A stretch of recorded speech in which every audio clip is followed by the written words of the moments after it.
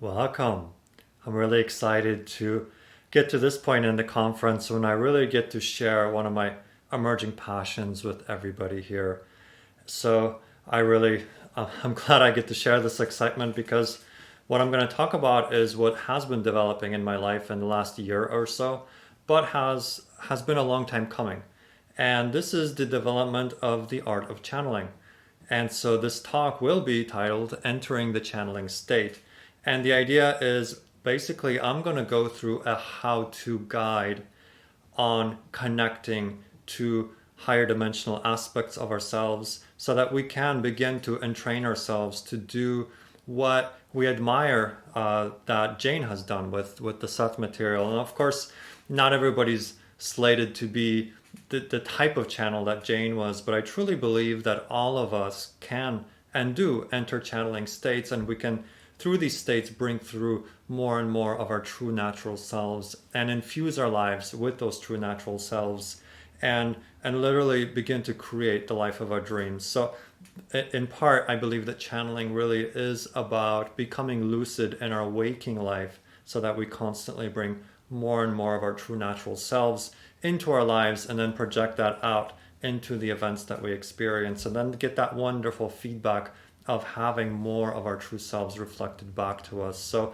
let's go ahead and dive in. First, I want to tell you a little bit about myself. Some of you have known me because I've spoken at some of the other conferences. So, of course, I am a longtime reader of Seth. He was the original channeled material that I got into and have for a long time.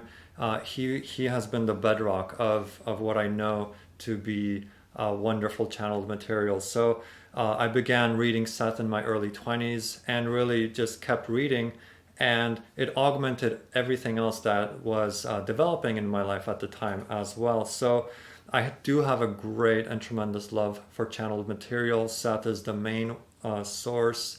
I have dabbled a little bit in Abraham Hicks, as some of you know. And of course, lately I've really been into Bashar as well as a wonderful channeled entity.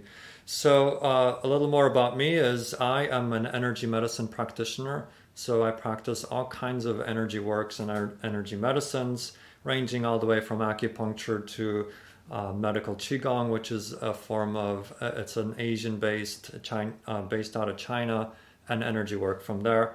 And more than anything, what I love to do is I'm a core belief rearranger or unlocker from negative beliefs. I love helping people unlock from the negative beliefs so that they can begin to bring through more and more of their true natural selves into their lives. And another thing that I love to do is I love crystal bowls, and you will see how that dovetails into the art of channeling as I progress in the talk. And we are building a mystery school in San Jose. Beyond the teaching of the medical Qigong, we have a growing community, which is not just local in San Jose, but growing into vast all over the world, really. We're creating a network of people who are really interested in awakening to more of their true natural selves. And so I do have a website that should be easy to remember because it is Sumari Healing Arts. So many of you will remember Sumari is a state or a family of consciousness that Seth described.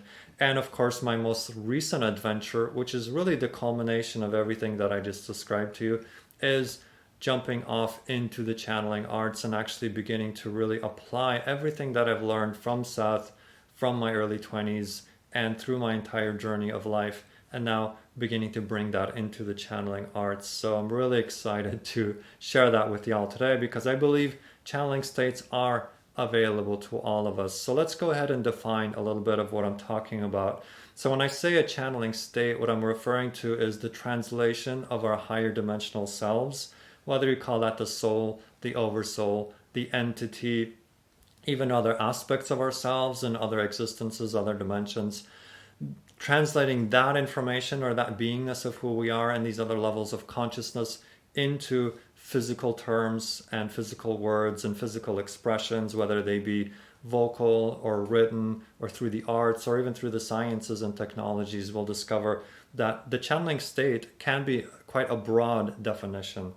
So essentially, it's when our personality self, our physically focused self, allows more and more of the larger being that we are to come through and begin to be expressed in physical terms.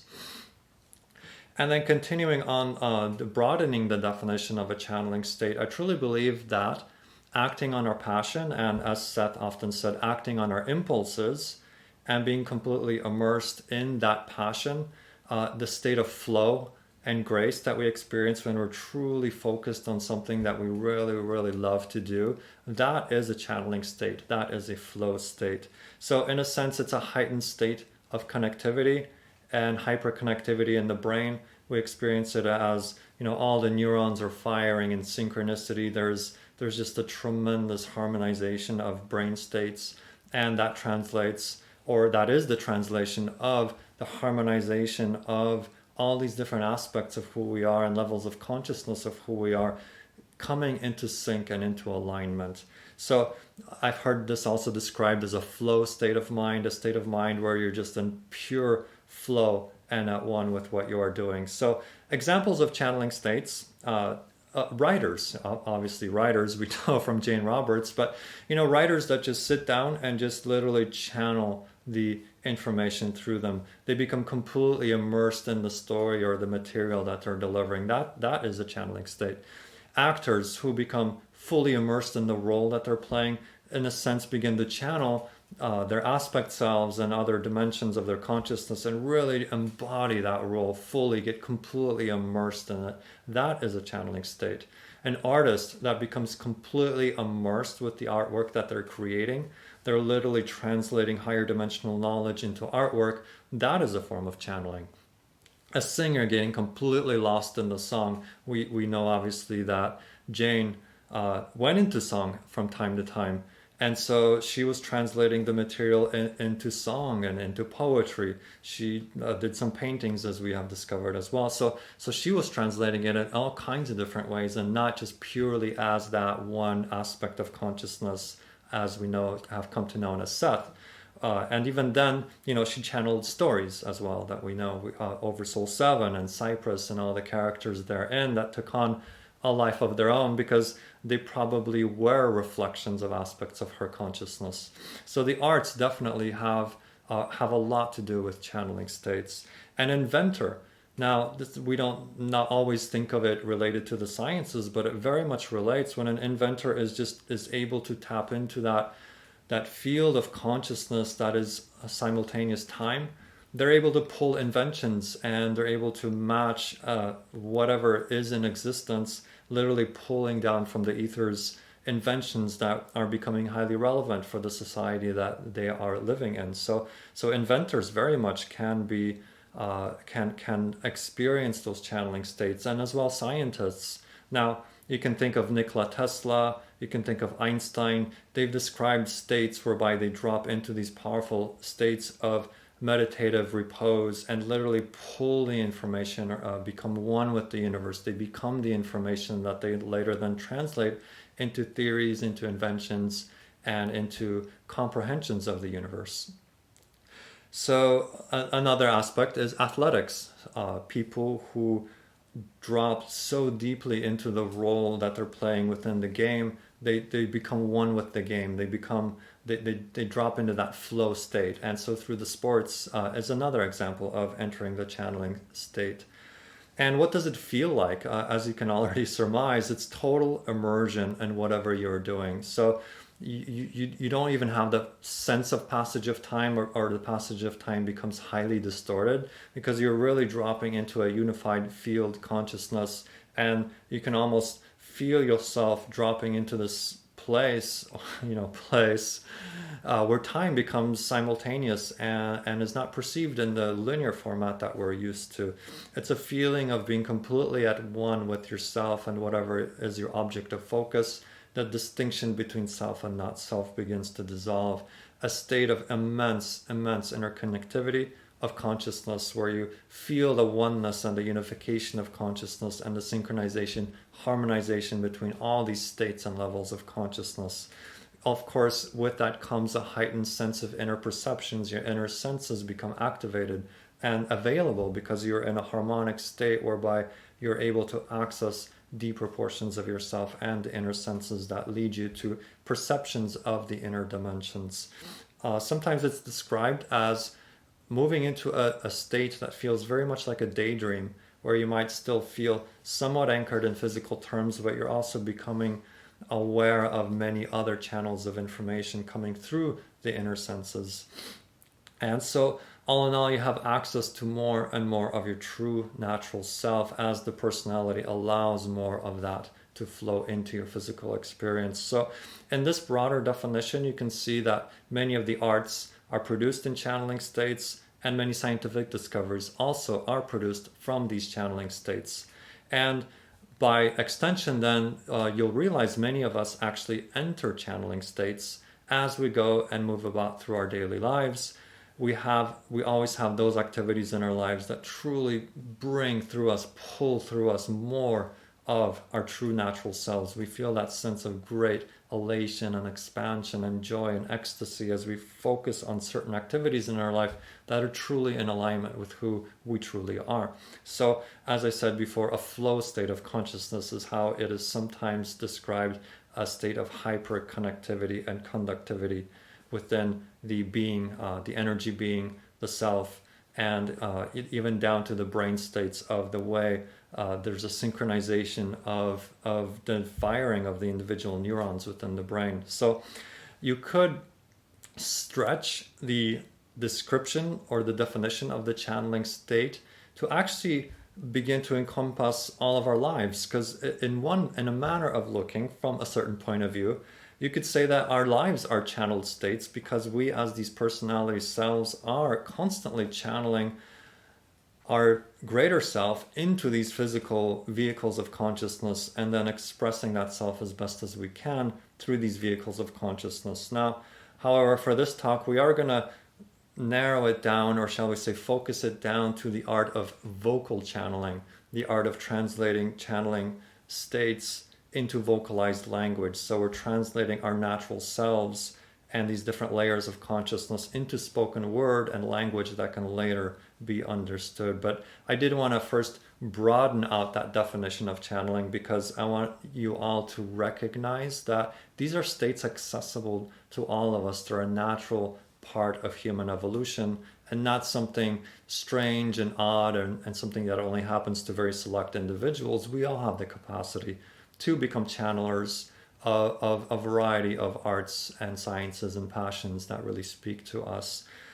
So, in a sense, the definition here will be the allowance and translation of our higher mind or soul or oversoul or entity, even aspect selves, into words and into spoken language that then, at the same time, the personality self, the physical mind, is relaxing its sense of control to allow more of these messages to come through without all of the heavy filtering and the inhibitions that have become part of the physical mind as it acquired many negative beliefs about its ability to express what it truly is and who we truly are. So vocal channeling then, by definition, will be the translation of our higher dimensional self into spoken word.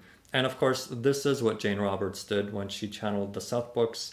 She was able to access these higher states of consciousness and translate them into physicalized, verbalized language that we can all then relate to and understand and certainly appreciate. So, obviously, then vocal channeling is the subject of this talk. And as I have been saying, we all have access to these multidimensional states of consciousness, and we all can translate our higher dimensional selves into words and into guidance. Now, that doesn't necessarily mean we all have to go public with it and write books. We can receive it just for our own benefit. We can drop into channeling states when we come into a decision point in our lives, or when we feel like our personality is starting to feel cut off from those other portions of ourselves. We can enter a channeling state and create a channel, a dialogue, a connection, a dialogue between this physical self and the higher dimensional selves that we are. Essentially, it is one self, but we can use the channeling state to reinforce that sense of connection, that it is one state, rather than falling into this sense of separation and isolation as the physical mind version of ourselves tends to do from the negative beliefs and the conditioning of the society. So how does one do it? And this is what I'm really excited to share, is the how-to guide of how to really get into these channeling states. So here's one way. Of course, there are many ways, and this is the way that I did it. So I'm going to describe the process that I used. So what I discovered really works, and some of this comes from the prompting of Bashar, which is another channeled entity. And so the idea was that I grabbed a trusted friend. So you can grab a friend that you really trust and basically have them ask you questions after you've gone into a meditative state. So this is a practice session, so you don't want to put a lot of stress upon it. But the idea is, let this friend ask you questions after you've entered a meditative state and just start speaking. Don't wait for, words to just completely drop, ready-made. You actually want to reach for the words and kind of like reach halfway with your personality, reach into these upper dimensions, shift your frequency upwards, and then begin to speak. And sometimes it might feel like you're trying to prime the pump a little bit, and so you just let words come. Don't worry about being perfect. Just open the spigot and just let the words flow. Don't worry about making nonsense. Don't worry about being wrong. Don't worry about sounding silly, because your negative beliefs are going to tell you, you're stepping out on a limb here. You're doing something that, maybe it won't sound that quite perfect, or, you have all this crosstalk of the personality. So you really want to attenuate that and just let it flow and just let it be an experiment, just like an artist might experiment with blocks of clay, or an artist might experiment with creating abstract art. It doesn't mean every single piece is going to be in a museum. Some pieces are just there for experimentation. So let your session just flow in whatever way it wants to. Remember, this is your trusted friend. You trust this individual to hold a neutral space without judgment. You're not broadcasting this to 10,000 people. So just let it flow and let yourself stumble around in there in that state, and just practice. That's really the best advice that I can give you. Allow the questions that your friend asks to pull the information through you. It helps to ground and create a circuit. When somebody else asks a question, then you can just be in that receptive state and just allow yourself to start translating whatever comes to you. So allow yourself to feel silly. Allow these negative beliefs that come in and say, "Oh, that sounds fake," or "Oh, you're making nonsense," or it's like all these negative beliefs are going to start coming to the surface. But this is good, because you want to get in touch with what negative beliefs you have that would otherwise prevent you from moving forward upon this path. So process through whatever comes up. Allow this to be a process of growth and acceleration, and even the revelation of negative beliefs is part of this process. So allow yourself to process through whatever comes up, be it positive or negative. And if negative feelings come up, follow them to the source. Use your Seth material knowledge to follow the feelings to the beliefs that generate them. And you can, we'll talk about that a little bit further down the line. How do you work with the negative beliefs that come up and the negative feelings? But the idea is that once you see a belief, you have the power to let it go. So allow the revelation of the negativity, because once you're aware of it, then it's no longer, quote unquote, lurking in the subconscious. It's there and available, and you can work with it. Once it's conscious, you can work with it in a conscious way. So I definitely encourage that, because that's how I learned. So I know firsthand how those negative beliefs can just keep coming. So if a belief persists, once you identify it, then you have another belief that tells you that buying into this belief somehow serves you or benefits you. So you want to go and identify what that belief is, because oftentimes these come in links and chains. So you want to be very curious and be very investigative of what are these beliefs. And we will talk more about this a little bit further down the line.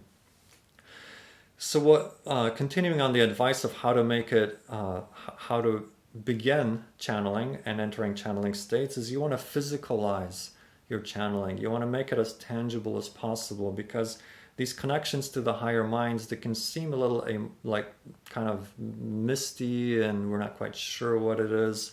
So the idea is to make it physical, bring it down to a physical level. So one way of physicalizing it is actually recording your channelings, record your practice sessions. When your friend hears you, that's one way in which it becomes physical. If you can record it into a physical device, this is another way that you're actually making it physical and tangible. You're anchoring it into a physicalized, crystallized event, which reinforces that this is important, and it gives it a sense of validity, and it reinforces and keeps the momentum going.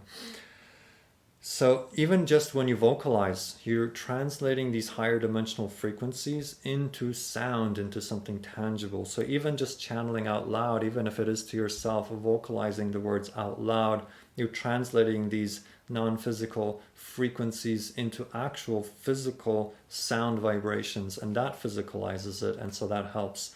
And then of course if you record it, it becomes physical in yet another way. When your friend hears you, it becomes physical in yet another way. So you're reinforcing that connection. You're anchoring your higher mind's intuitive abilities by bringing it into the physical. So that I just, I keep repeating that because it is very important to physicalize it into something tangible.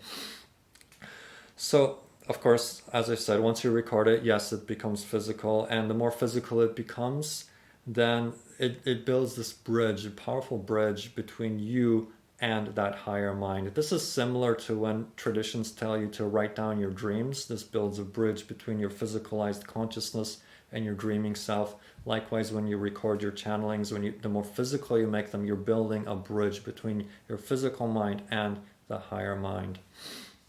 Now, after your channeling session, what you want to do is just get honest feedback from your friend.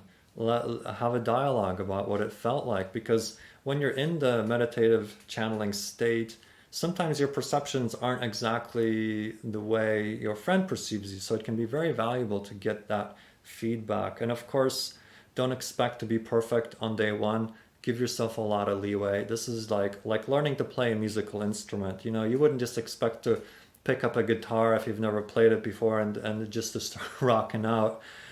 It's going to take some time, and you are the instrument here. You are the translator of non-physical energy into these physicalized terms. So your personality has to acclimate to becoming a conduit through which the greater version of who you are can be channeled and funneled down into physical terms, into physicalized language, just like a musician is learning to translate their feelings and their intuitions into music. Through the musical language, you're learning to translate these higher dimensional energies into your spoken word.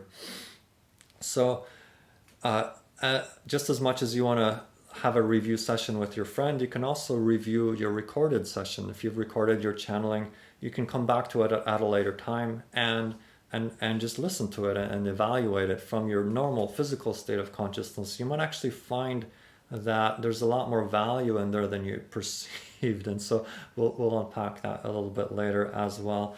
But also recognize that any negative beliefs that come up, this is actually a good thing. You really want the negative beliefs to come up so you can work with them in a conscious way. Otherwise, they remain unconscious and they remain there constraining you and telling you that you can't do it, or you're not good enough, or you don't sound as good as somebody else. So you don't want those negative beliefs to be in your subconscious and unconscious mind. You want them to come to the surface so you can work with them, transform them directly in the light of your consciousness. Now, of course, every time you act on your passion, or as Seth says, every time you act on your impulses, they will reveal more and more of these constrictions and restrictions that you have to the greater flow of your true natural self. So when you act on your passion, that is also prepping you and priming you for receiving more of this higher dimensional energy. Because when you act on your passion, you're translating higher dimensional energy into physicalized terms. So my vocal channeling, my journey of channeling vocally, it's been a long time in the making. You can say that ever since I picked up my first Seth book, there was a deep ping in my physical consciousness from the higher dimensional self. the draw, the attraction, the resonance with what I was reading was very, very powerful. So you can say the seed was planted or perhaps revealed for the first time to my physical mind at that time. However, it's been in the last year that I really committed to bringing this art form into physicalized terms, into vocalized terms, and recording it and sharing it with others. So, how I began was I had my good friend Lilia ask me questions. She was that trusted friend who would ask me questions, and then we just kept practicing, again and again and again and again. That old phrase, practice makes perfect, is really appropriate because we spent hours and hours and hours just going through questions. And God bless her for having the support, for creating that supportive field within which I could practice and develop this art. Because in the beginning, yeah, it sounded a little clunky, or I felt uncomfortable, and I got, it's through that repetition, my personality over time got more and more comfortable and more out of the way, and relinquished its sense of control and allowed these higher dimensional frequencies to come in and express themselves through me. So it's learning to trust the flow, and sometimes that just takes time. I also recorded myself into my phone, so that helps to anchor the frequency into a physicalized way. It really felt like I was anchoring. I didn't even go through and review every single recording, but the act of having that camera going and running, it was like it was real. Like all of a sudden it was real. So that really helped me a lot, actually. And then, so of course, as the phone recorded me, it was just one more way it became physicalized and tangible. Now, how did it feel? At first, honestly, I felt like I was making it up. Like, I kind of felt like I was repeating what I've read in Seth books, what I've heard Bashar talk about. I kind of felt like I was just, repeating what I've heard from others. And then as the physical mind began to relax, it allowed more and more of these higher dimensional frequencies to come in, and it became more and more original. And that said, of course, then there's still many similarities, even between channels that are, highly popular. You'll see many veins of similarities. So some of these universal truths, of course, are universal, but I did start to develop more and more of my own, spin on them, so to speak. And this occurred gradually because it was just over time. It was that idea of practicing again and again and again until the point where my personality just begins to open and relax and allow more of that flow to come through me. So one of the best things I did really was risking, quote unquote, risking doing this in front of others, having other people hear me. When I had Lilia ask me questions, just the act that I was doing it with somebody present, like it was all of a sudden, it was like, oh my God, this is real. We're really doing it. And it just allowed these reverberations to move through and from the personality self up through all these layers of consciousness. And then it's like I engage the process. It's like you're flipping a switch, and now you're receiving all this help. It's like, I could imagine kind of humorously saying that, the other aspect selves are up there saying, oh, he finally acted on his passion, or hey, let's work with him. He's finally doing it, right? So it really requires action on the physical part to create that circuit and that conduit. And that is what accelerated. That's when things really started to accelerate.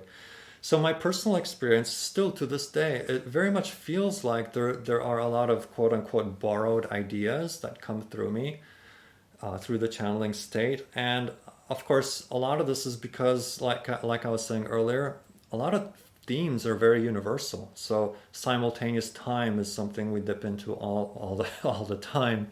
Parallel realities, the idea that there's many concurrent parallel realities, that we tap into a lot as well. The idea that Seth brought into our world, the idea that we create our own reality, that is a powerful theme of my channeling. This idea that spontaneity knows its own order, that really comes through very powerfully as well. And that synchronicity is the revelation of a higher order of events that might escape our physical mind's notice, but it lets us know that, hey, there's a grander orchestration taking place. So that also is an aspect of my channeling. The idea to act on our passion, and to act on our impulses. That comes through very powerfully in my sessions as well. Some other universal laws, law of attraction, we're all quite familiar with that one. That one is addressed quite often as well. The idea of existence as being a natural state of consciousness, and that we exist, that existence is the basis. That comes up a lot. They love to talk about existence. That the idea that everything here is here and now, which is the idea of synchronous, simultaneous time, and that all is one and one is the all. The sense that everything is interlocked as a one unified consciousness, that all that is literally all that is, and that we are aspects of all that is, and whatever we interact with, essentially we're interacting with other aspects of our own self at the highest level. So these ideas, they just keep coming out. Another spin on the law of attraction is this idea that what you put out is what you get back. Whatever energy you're putting out, you're going to get that reflection. Whatever you believe to be true, you're going to get that reflection coming back to you. So these are these universal concepts that I feel like I'm tapping into, which at first I felt like, oh, I'm just repeating stuff I heard, but then I realized, well, this is it's kind of the way things are. So don't be surprised if you tap into universal themes that might sound similar to other channelers, but they sound similar because for thousands of years we've been hearing these truths, put in slightly different language, slightly different clothing, but truth is truth. That's all I can say. So another one of these, everything changes. The idea of change is the only constant. That's another one that comes up as a theme. So I'm going to go into a little bit more of what it's like to experience the channeling state. So the idea is, for me, what it feels like is that my physical mind holds many ideas that I've gathered from Seth, from Bashar, from other teachings, from medical Qigong, from all walks of life and all spiritual traditions. So my physical mind has many of these concepts. And then it feels like my higher dimensional self can sometimes literally just come in and highlight certain portions of these knowledges and kind of weave them together, like weaving a necklace, a string of pearls. It'll just come in and say, oh, highlight this one and highlight, and it's just the unique arrangement of how these things are put together becomes the channeling, complete with sometimes some original ideas, some original metaphors. Sometimes it's like, oh, this will work here. And it's like you're literally weaving together a story out of what I have explored, and also other higher dimensional metaphors that come in, and it just weaves everything together into this beautiful, beautiful tale. And I get to experience all that front row, so to speak. So it's very exciting for me to be in that state. So sometimes along with that come various images and symbols and metaphors that I can speak about. And sometimes it's just like sacred geometrical patterns of light. Sometimes I call this the language of light. It's like you're just getting these, it's like they're indescribable. So I can't really translate them, but I get a sense that that's part of the transmission. And sometimes I literally feel as if my body becomes a conduit through which higher dimensional energy is literally vibrating besides the vocalized words that I'm creating as well to match that vibration. So it's really wonderful, especially, I don't get the visuals all the time, but there are times where I'm just feeling like, it's like I get to see a light show with the actual channeled state. And of course, with that comes, no insistence. Each session is different. Sometimes they're super soft where I can barely tell there's a higher dimensional frequency coming in, and other times it's just like really like, oh wow, this is gonna be a good one. So but they're all good. That's the thing is we get what we get the proper dosage of the medicine. I really believe there's a higher wisdom to that, to how it comes in and the strength with which it comes in. So the experience with that, it can be very, very subtle, very soft, or it can be very powerful, or everything in between. And of course, we come to that question, well, what am I channeling? So of course, I just define this, and I've come to know this to be as my higher mind. And higher mind is, in that sense, kind of a generic term, and purposefully so, because I really feel that just above physical consciousness, there is a higher mind, which acts as a kind of a grand central almost. It's the first non-physical portion of who we are. And through that is channeled into that is it connects up into the oversoul self, and then from the oversoul it can go out into the aspect selves, and then from the oversoul there's an oversoul, all the way to all that is. So I think I receive it in the sensation of the higher mind, and then that becomes like a grand central, and then it's like there's a composite energy of all these different aspects and the oversoul, and that comes amalgamated together, and then I receive that as a translated message. So like a switchboard of consciousness is one of the best ways I can describe it.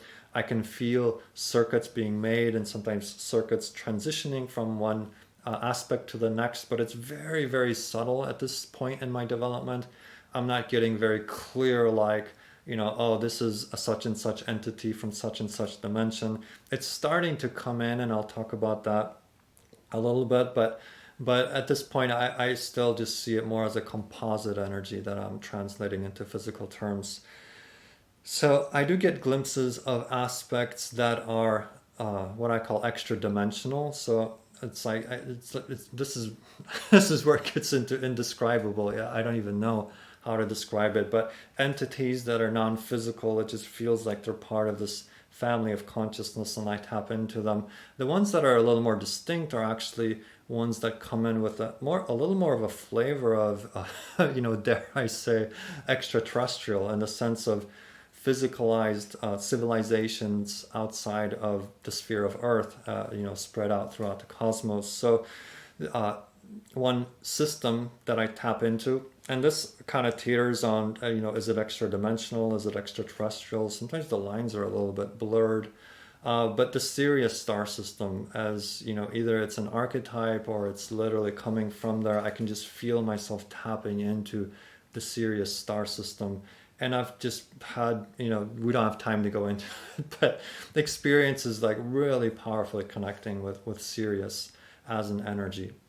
So that's one flavor. Another one is Tau Ceti, which is another which to me feels like a civilization, and getting that perhaps I have aspect selves in that area. So that's always interesting. So different flavors. There's what sometimes people refer to as the quote unquote mantis beings. There's the Pleiadian energy. I've had really powerful connections to the Pleiadian system, which has been really subtle lately, but when I began to open the channel, it was just like, all this Pleiadian type energy came in, and through dreams and whatnot. And that's why you'll see often, if you look at materials that I'm putting out, I very often include images of the Pleiades in there as well, just to honor that connection. That was a starting point for me. So a lot of interesting things out there, and I think over time it'll develop. I'll get a sense of which aspects I might be tapping into. Although you never know, maybe it'll just stay in its conglomerated consciousness state. That's a mystery. That's gonna remain to be seen. So sometimes people ask, well, do I have a name for this channeled energy? And a name that came to me after my good friend Jeff kept prodding me for a name. It's like, he kept saying, we need a name. Because it's like, what do you, we like to have names. So they don't, I'm not getting a sense names are used at this level of consciousness, at least, the way I understand it at this point. But I did get a name of Eli, which is an Sasani or Shikani word for a mirror. And I had many experiences in dream time and in almost like daydream type visionary experiences of this quality of the mirror. And, we don't really have a lot of time to unpack that right now. But, I had very powerful indications. In one dream, I was like walking through a mirror, and then coming back through the mirror, and then walking through it. And, time and again, I would just keep going through this portal of a mirror with the backdrop of it was a dream of ascending a staircase and a landing. I find this large mirror, and I'm just walking through it, and then it's like, walking back, and just really feeling that. And so to me, what the name really means is that when I channel, I feel like I'm entering a state of consciousness that becomes a reflective mirror for others to, through this experience of receiving channeling from me, they're in a sense getting a reflection of their own higher mind. So I'm in a sense helping to facilitate as a mirror for them to develop a connection to their own higher minds. So, if I can humorously speaking channel my way out of a job, that's the idea, is that I want to help other people make this connection themselves, and I'm just facilitating that as a reflective mirror to help people to create that sense of connection to their own higher minds. So that basically is the word for now. Even the way the word is written is, you'll see that it creates almost a mirror reflection within itself, which is another interesting play within that as well. So if you are interested in the channelings that I do, you can simply just search for my name on YouTube and look for Conversations with the Higher Mind. You'll find a whole series of videos that I put out of me entering the channeling state. So you're welcome to find those. I've also channeled and been asked to channel at the Seth House, for the Seth House, the Sunday show that they do, as well as the Bay Area Seth group. So you'll find those videos on there as well. All you have to do is just look for my name and then look for Conversations with the Higher Mind. And I will actually create a very, very special channeled message for the viewers of this conference, and I'll make that available after the conference on my YouTube channel as well. So you're welcome to check that out. So challenges. There are challenges to the channeling state. Of course, one of the first ones that I experienced, and it's common for people to experience, is it feels like you're making it up. It feels like you go into this meditative state of consciousness, and you feel like you're just, you're answering the questions, and it feels like you're kind of making it up. Like sometimes that's how it feels. And it can feel very familiar to you because you are moving into a state of consciousness that is more of your true natural self. So it literally feels like you're coming home to yourself.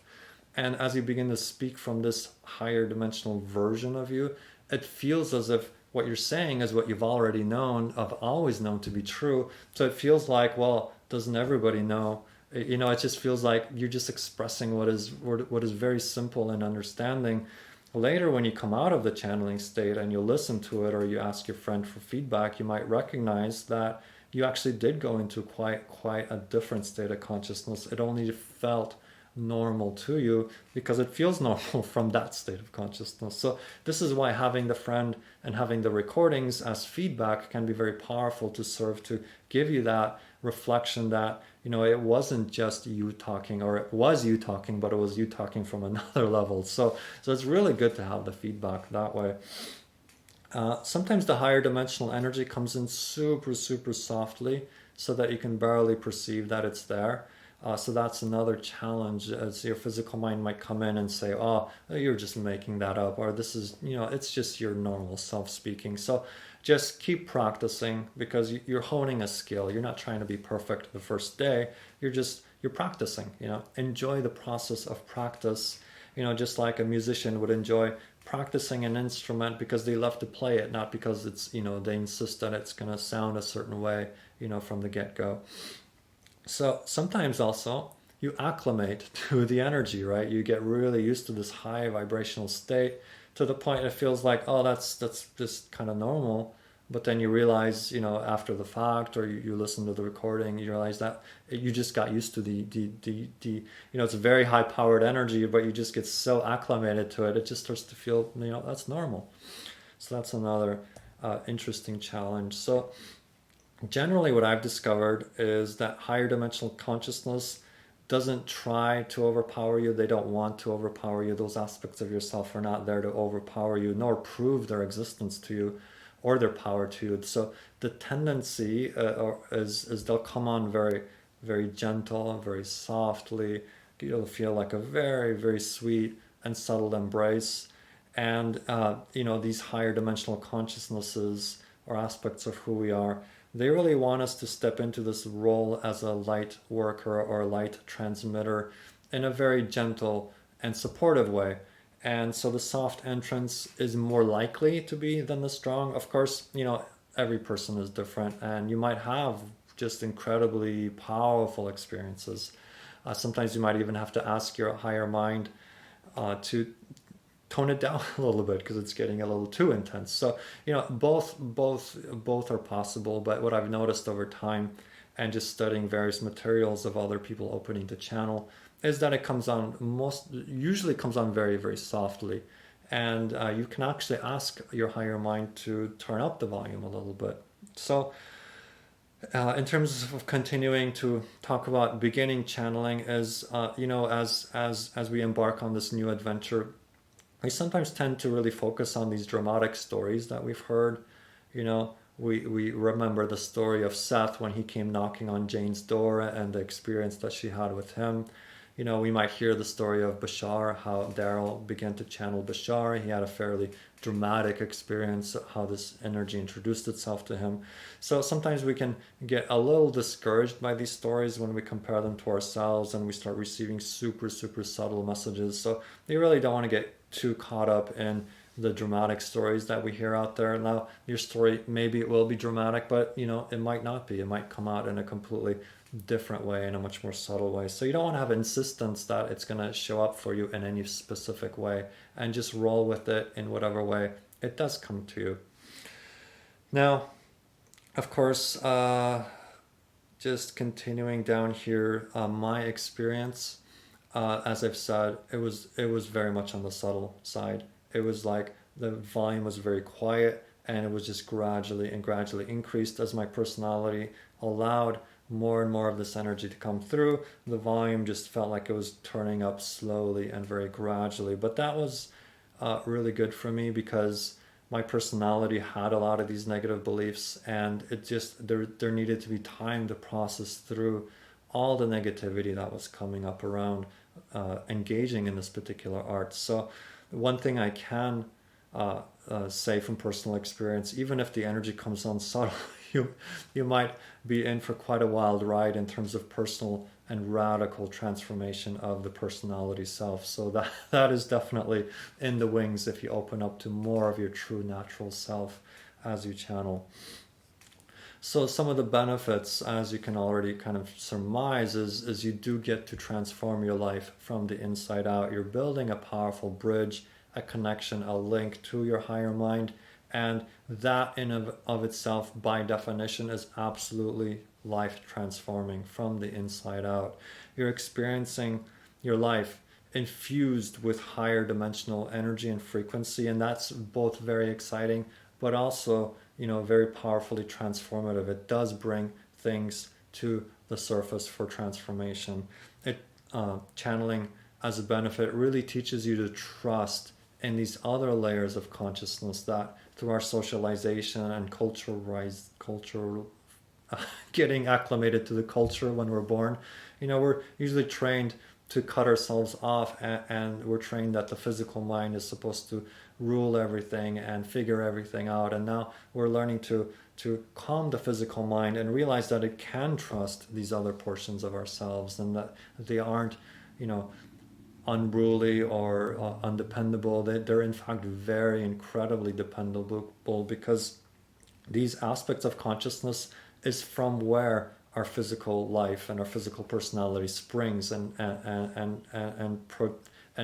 emerges out of these deeper states of consciousness. These other levels are there and available at all times. So we learn to trust our spontaneous natural self. Our trust in our natural spontaneity very much increases, and it becomes much more easier to flow through life and to really trust the flow of our lives, and our responses to the way our life unfolds becomes more and more increasingly natural. We're really in the flow, and we trust the flow rather than creating all kinds of resistance that the negative beliefs within the physical mind, they will create resistances of all kinds. And so we're learning to let those go so that we can truly flow downstream with the greater portions of who we are.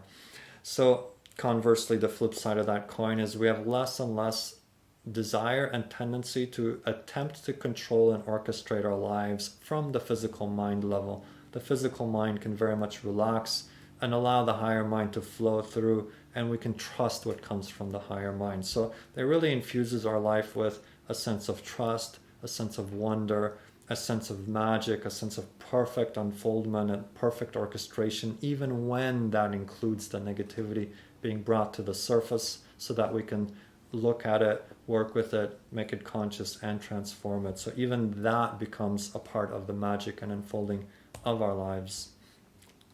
So continuing on to the benefits is this sense of incredible confidence that we build as we open up the channel, because we're learning that the physical mind is completely supported by these other portions of consciousness, and so we can rest in confidence having that support. We're tapping into this incredible flow, and we can trust that. And this idea of going into a stream of consciousness rather than trying to physically and logically trying to figure everything out, we can just allow that greater flow. And one couple areas where this really has helped me, for example, when I teach the medical Qigong classes, I can trust and surrender that knowledge will come and flow through me, and I can start speaking on that knowledge and let it move through me without necessarily having to meticulously plan it out point by point. So being able to speak stream of consciousness is one of the ways in which this has really helped me a lot. And in general, just trusting the natural spontaneity of the self, the impulses that come, and the passion that comes, that I know that I can act on it and trust that it is coming from the higher mind.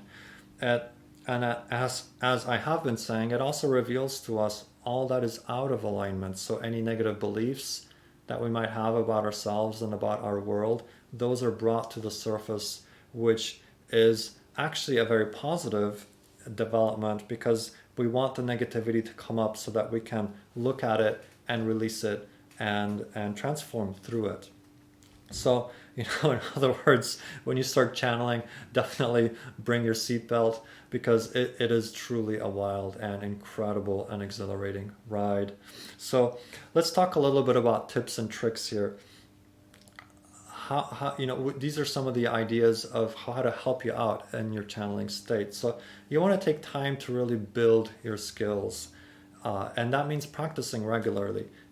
Anything that you really want to develop a sense of mastery, you just have to do again and again and again. And it's not because you're forcing yourself to do it. It's because it's your passion. So if this is your passion, then by all means, just let yourself practice. Don't let your negative beliefs talk you out of it, and just keep going and keep going and keep going. Repeat again and again and again, and it will develop just like anything else you have passion for. If you do it repeatedly, it will transform your life from the inside out and become a reflection of you. It'll become a part of who you are. So practicing with someone you trust, as I've been saying, that trusted friend to ask you questions, that is a very, very, very good tip.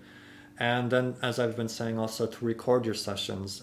This makes it more real and more tangible, and lets your higher mind know that you are serious. You're taking the steps, and you take a step, you get more impulses, you get more passion. You take another step, and you get more impulses. But if you don't take a step, there's no flow. There's no it's like you receive a certain element of impulse or passion, but then you don't translate it into action.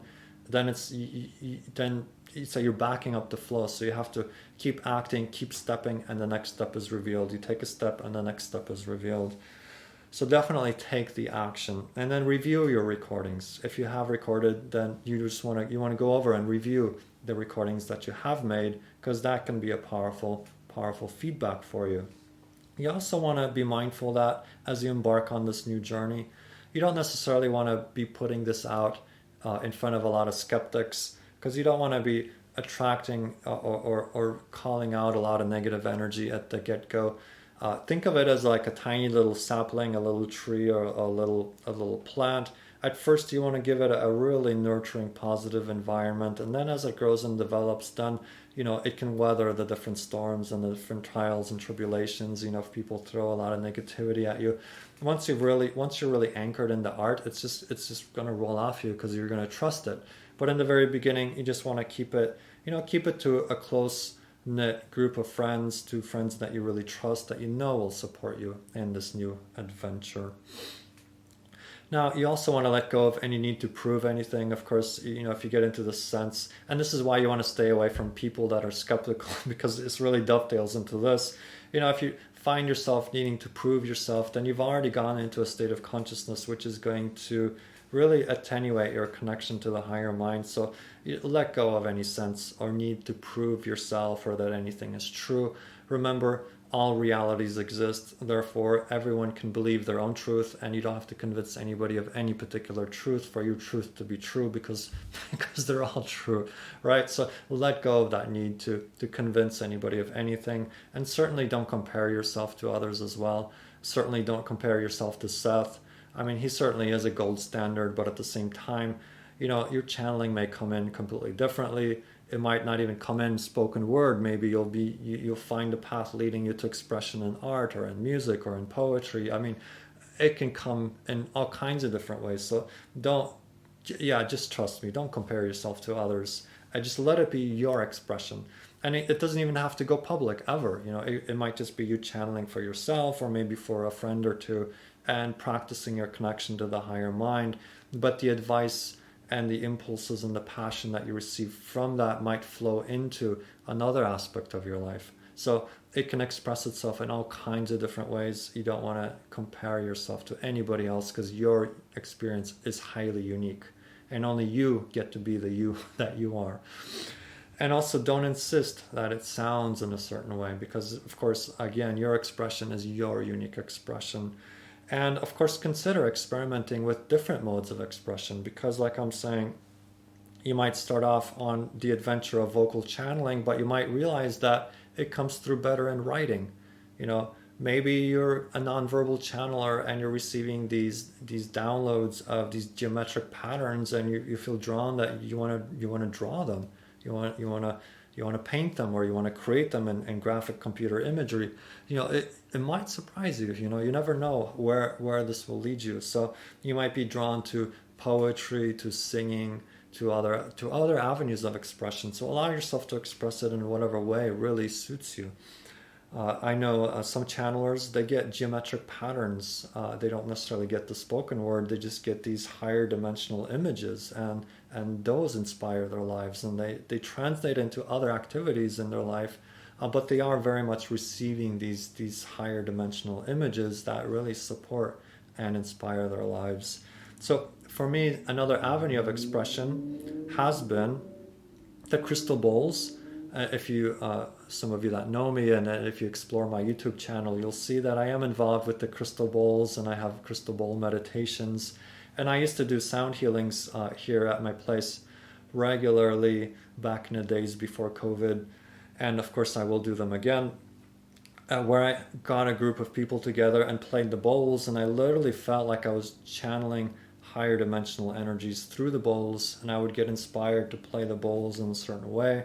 And I felt like that was another avenue of expressing and connecting to the channeling state.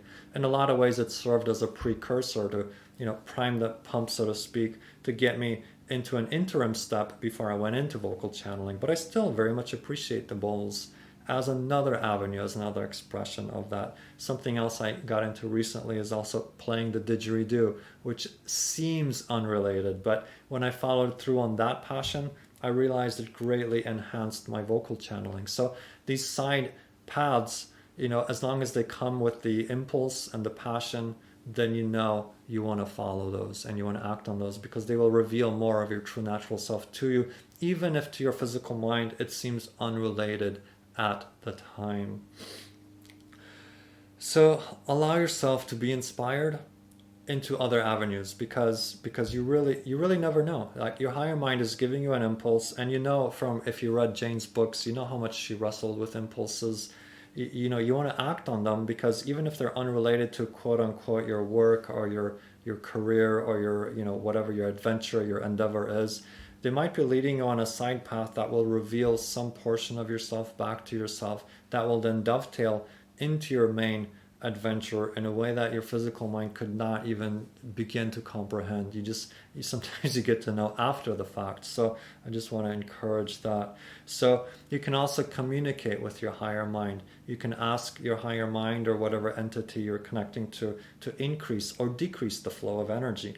If you feel it's too subtle, you can ask Ask for amplification. If you feel like you're getting bowled over by energy, you can ask for it to be toned down a little bit. So you can ask for whatever you feel will help you. Ask whatever this energy that you're tapping into, these other versions of yourself, ask for help and assistance from that energy as well. And then, of course, on a physical level, you can always follow your favorite channel and let their energy rub off on you. If you find a particular channel really inspiring you, by all means immerse yourself in that energy and let that inspire you to take the action. For me, listening to Bashar sessions has really, really helped inspire me to do that, because I look at these sessions and often find myself saying, I want to do that, I really want to do that. So when you have somebody else expressing their passion and a vein that's similar to what you want to do, it can really inspire you to take the actions yourself. And very much enjoy the process as much as you can, and do it because you love it. Let the passion drive you. Let the passion be what crystallizes into all the actions that you take on this magical path of discovery. A little bit on impulses, passion, and excitement. Another way, this is part of the tips and tricks still. The idea is your life, in a very, very, very broad sense, is channeled because you're translating non-physical you into a physicalized version of you through the personality structure. So any impulse, any passion, any excitement is a message. It's a translation of your higher dimensional self into physical terms. So let your life be channeled. Act on your passion and act on your inspirations, and trust that it is guiding you. Even if it takes you on these paths that don't make sense to the logical mind, you are being guided to uncover and unveil more and more of your true natural self through these expressions. There's a reason you're receiving that impulse. So you definitely want to act on that impulse, because impulses are coming from our higher minds. And when we act on them, we ground that non-physical energy of who we are into physical terms that we can then experience as reflections back to us through our physical events that we crystallize around us. So impulses are the body's translation of higher dimensional guidance. That's another way of putting it. So the more we act on our impulses, the higher our frequency of our physical personality self becomes, and the easier then it is to connect to the higher mind. So as you raise the frequency of your physicalized personality self, then you have less of a distance, vibrationally speaking, to travel to make that connection, and it just becomes easier and easier from there. So there's less vibrational distance to your higher mind when you allow yourself to live in passion, to live in joy, to act on those impulses which are leading you to that transformation, which sometimes includes the revelation of the negativity, so that you can let it go, so that you can ascend in frequency and vibration. So act on those seemingly unrelated impulses as well. For me, the crystal bowls, the didgeridoo, we don't have time to unpack all the variety of these, but these are two examples that when I acted on them, they greatly enhanced my vocal channeling as well, in ways that I wouldn't have been able to predict with the physical mind. So whatever that is for you, maybe it's singing, maybe it's spending time in nature, maybe it's acting, maybe it's learning to program computers. I don't know. The physical mind will not be able to figure out all the meanings of these impulses. Like I heard recently, Jeff and I were talking, a friend of mine, about the production of the conference, and the way the physical aspect of actually getting all of these channels to go through the software. It was almost like a reflection of the higher mind, and the way it serves as a meeting point, a switchboard of consciousness, as I've used before. So sometimes these very physical metaphors come in, and we can't really figure out why we're drawn to a certain thing. It seems completely unrelated, and then we start working with it, and it all of a sudden reveals that this is very metaphorical, and it's helping us understand all these other layers of consciousness through this physical act that we're taking. So trust the spontaneity and the nature of your being, and you will be magically and very pleasantly surprised. Now, coming back a little bit to this idea of the negativity that comes up, this is very, very real. And it's when you act on your passion and when you act on your impulses, because you are beginning to run and translate more of your higher dimensional self into physical terms, it's going to begin to highlight any resistances within the physicalized, crystallized physical mind. And so it's like when you turn on the light in the closet, you might realize what disarray it's in. So when the light begins to really move through you and shine through you, it's going to begin to illuminate all these tight spots and definitions that are out of alignment with who you truly are. So you want to use that as fuel for growth. It's not an interruption in your flow. It's not an interruption in your channeling. You might be taking time to really, energetically detoxify all these negative beliefs that you might have accumulated on your physical trail. And as you turn up that light, all of a sudden you're becoming conscious of them. This is actually a very positive, it's a positive result, though it can feel very negative because you are bringing awareness into negative energy.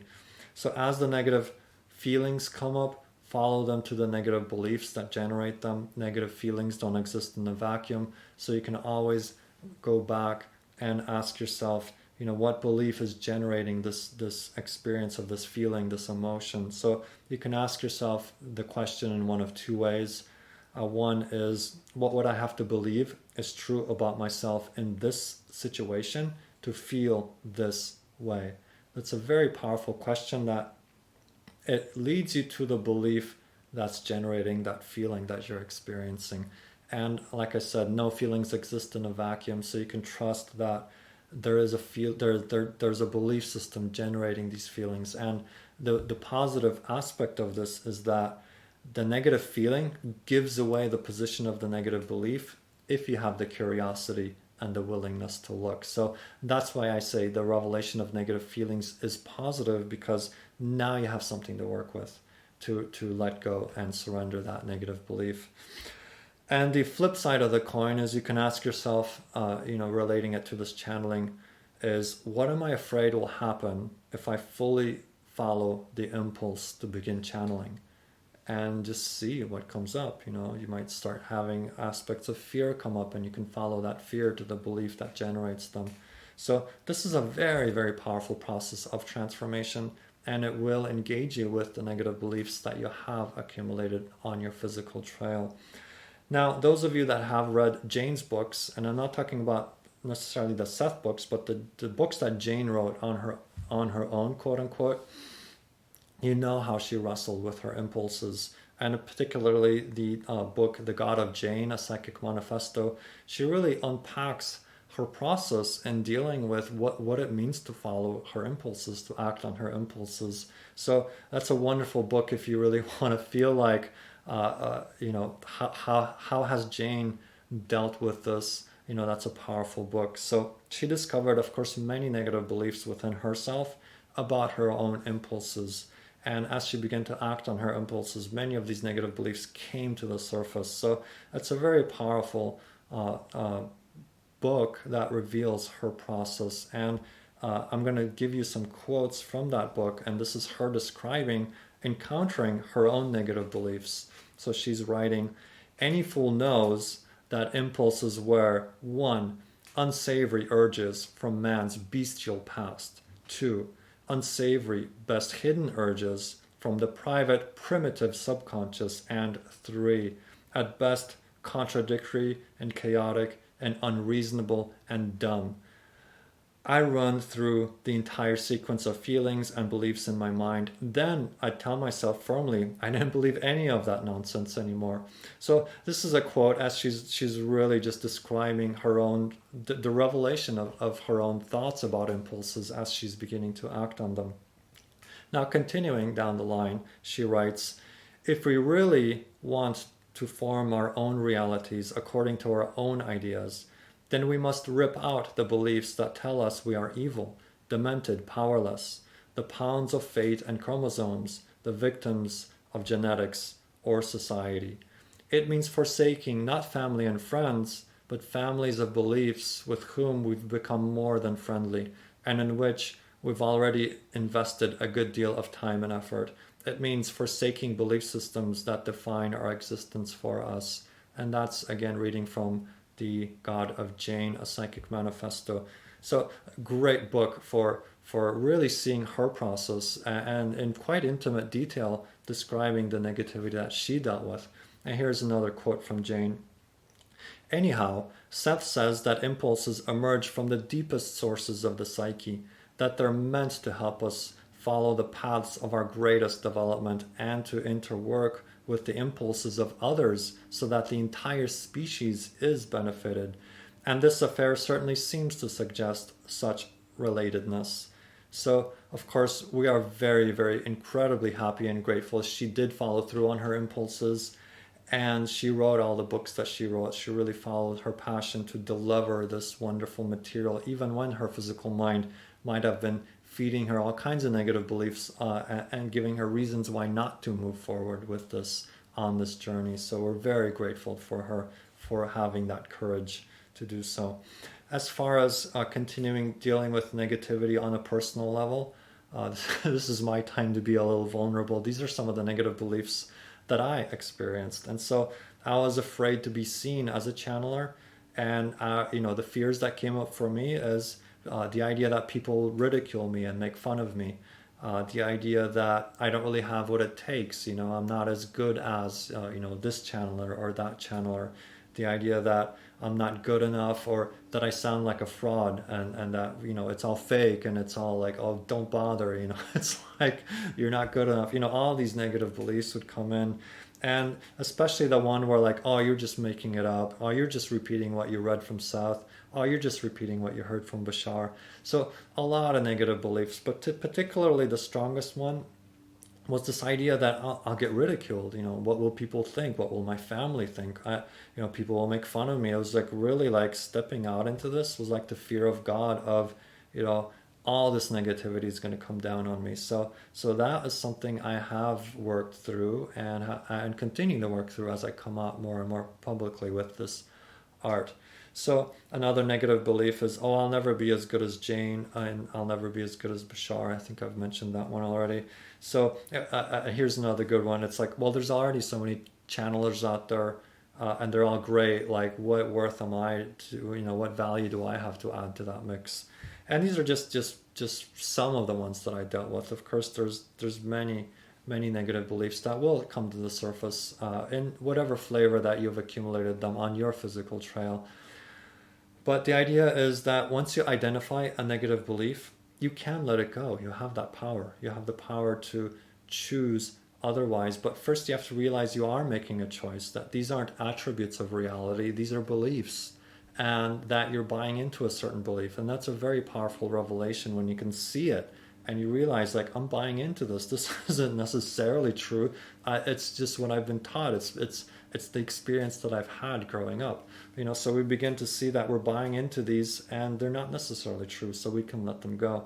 Now, the idea is, we cannot really change what we do not own. So first, this process of revelation and taking ownership, taking stock of what we actually believe to be true. And then from there, that enables us to work with it in a conscious way. So if you keep buying into a negative belief, even after you become conscious of it, it means you have another belief, or perhaps a series of beliefs telling you that it's worth it for you to continue to buy into that belief, that somehow it serves you, that you'll be safe this way, you'll avoid ridicule, you'll avoid being downtrodden. There's all these different beliefs that can sometimes come in and support other negative beliefs, and they can create these matrices so that if you find yourself unveiling negative beliefs but you still find yourself behaving as if they're true, then you have other beliefs coming in and supporting them that you have yet to make conscious. So basically, keep digging, keep looking, and you will unravel this. If I can do it, you certainly can do it, because I had a load of negative beliefs that I was brought up with. And so it's just like you just keep plugging away at it, and it will eventually, the web of negative beliefs eventually will loosen. When you undo enough of the links, it starts to loosen and you start to feel that ascension frequency, and you're on the right path. So definitely curiosity, go in with curiosity. Don't put judgment on yourself, don't beat yourself up, just have curiosity. Why? Ask those penetrating questions. What would I have to believe is true about myself in this situation to feel this way, to think this way, to act this way? and just keep being curious and keep looking, and you will discover and you will untether yourself from all that is not in alignment with who you truly are. So this path, in short, it will reveal all your negative beliefs. So get ready. But that's exciting because you don't want to be living your life under the influence of these negative beliefs. Trust me, you don't. You really want to step into your true natural self. That's where all the excitement is. That's where all the passion is. So trust the revelation, even of the negativity, that you can use it in a positive way. Now, there's also this idea of the degree of consciousness when you go into the channeling state.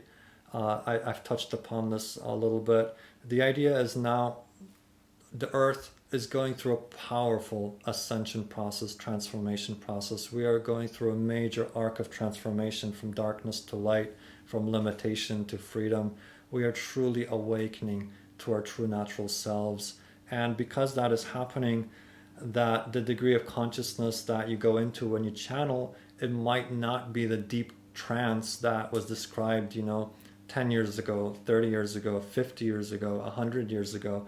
Because the collective consciousness is rising in frequency, the distance between the physical minds of the collective consciousness and the higher mind isn't as great as it was back in the day. So we've already come a long way. I mean, look at the way the Seth material has proliferated and how many artists and scientists and writers have used it as a springboard into higher consciousness. So it's woven its way into the fabric of the collective consciousness. We are at a higher level than we were. And now the modern channelers, you'll notice they don't go into as deep of a trance because they don't have to, because the collective consciousness has already shifted upwards towards being closer to the higher mind. So there's less of a degree of difference. And so the degree of consciousness in your channeling state might not be the way that Edgar Cayce did it, the way that Jane Roberts did, the way that, it's like you'll see that through as we progress as a society, that the necessity for these deep trance states isn't as necessary. So that's something to consider and something to ponder. So I really believe that channeling is going to become more and more conscious, and eventually when we really shift into the higher dimensional frequency of who we are in this world, even as physical creatures, we're closing that gap between the physical mind and the higher mind, and more so our lives will be channeled states, because essentially even in our dense field, like I was saying at the beginning of this talk, it is as if our lives are channeled. You know what I mean? It's like we are translating our higher dimensional selves into these personality selves and then acting, but we have so many negative beliefs in the way. So we create this idea of a channeling state, which we define as a flow state, which feels different than the usual state that we experience through the personality matrix. But I feel like we're closing that gap. So we're going to become more and more in alignment with our true natural selves. And so we're going to experience this channeling state, this flow state is going to become the normal state of consciousness. And that's very exciting. So when each of you opens to channel, you're actually helping the collective consciousness move into that. And so you might notice that you don't go into as deep of a quote unquote trance. You can just take that as, that's the way, that's the progression of channeling in our modern times. Now, how it feels is it might feel like you're entering into a daydream, a very dreamlike state, a kind of a visionary state, a very dreamy state, but you might feel quite conscious. And the paradox is sometimes that you shift and you take your consciousness with you, so it feels like you're in a normal state and yet you're quite altered at the same time. So it's kind of a fun play of consciousness when you get into that. Now, this is why having feedback from a friend can be so good, because they can let you know, it's like, yeah, you really shifted in consciousness, because to you, it might feel like not that much of a shift. To an observer, it might feel like, oh yeah, you really sounded different in the channeling state. And the recordings, of course, can help you with that. As you review your recordings, you will actually see that, oh, that was actually more of a shift than I thought, because again, you're moving into natural aspects of who you are. They're going to feel they're going to feel natural. They're going to feel like you're coming home. And so to you, subjectively, the experience might be different than those that are observing you from the outside.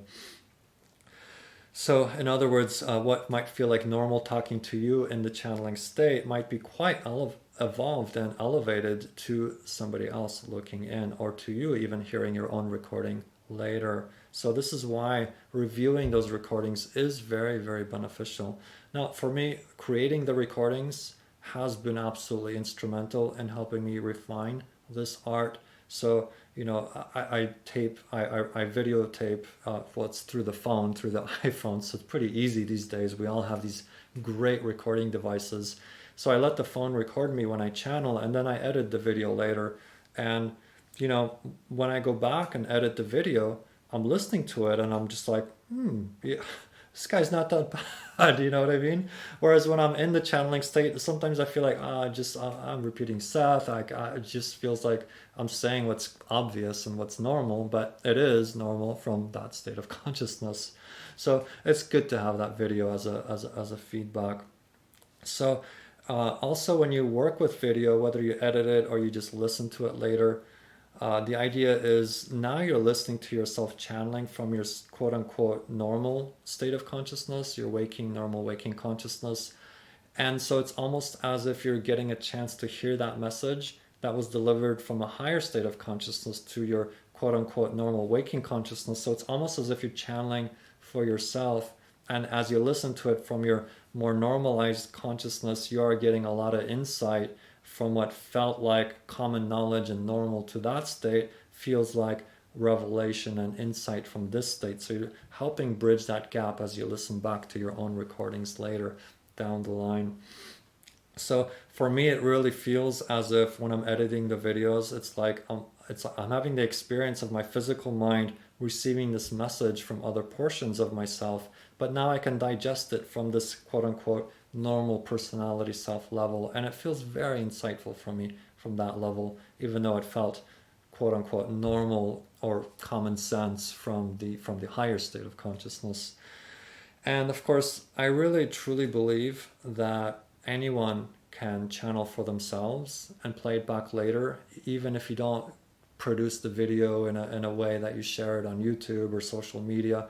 You might just get a lot of benefit from channeling for yourself and then playing back the channelings back to yourself from another state of consciousness. So I encourage you, even if you don't want to go public, consider recording as a reflective mirror, because it literally feels like you get to look in the mirror as you look in the video later, and you'll find there's all kinds of consciousness expanding qualities to that we don't even have time to get into, but I'll just leave that as a pleasant surprise for yourself. And a book that I recommend for channeling is called Opening to Channel by Sanaya Roman. It's very excellent. It's a powerful how-to manual. It's a classic on the subject in its own right. Now, it does use a lot of colloquial language like connecting to spirit guides, connecting to your soul. And of course, as Seth readers, you might prefer the Seth terminology. However, putting all that aside, the information in there is really excellent as a guide of how to enter these states of consciousness. It gives a lot of preliminary meditations, and then it gives you some visualizations for connecting to your higher dimensional selves, your soul, your oversoul, your quote-unquote guides. So it's a great book, even if if you don't, you might not like the language so much if you're a Seth reader, but I'm a Seth reader, and I'm telling you, I read this book like 4 or 5 times, so it's that good. So I highly recommend it. It's really an excellent manual for connecting to higher states of consciousness.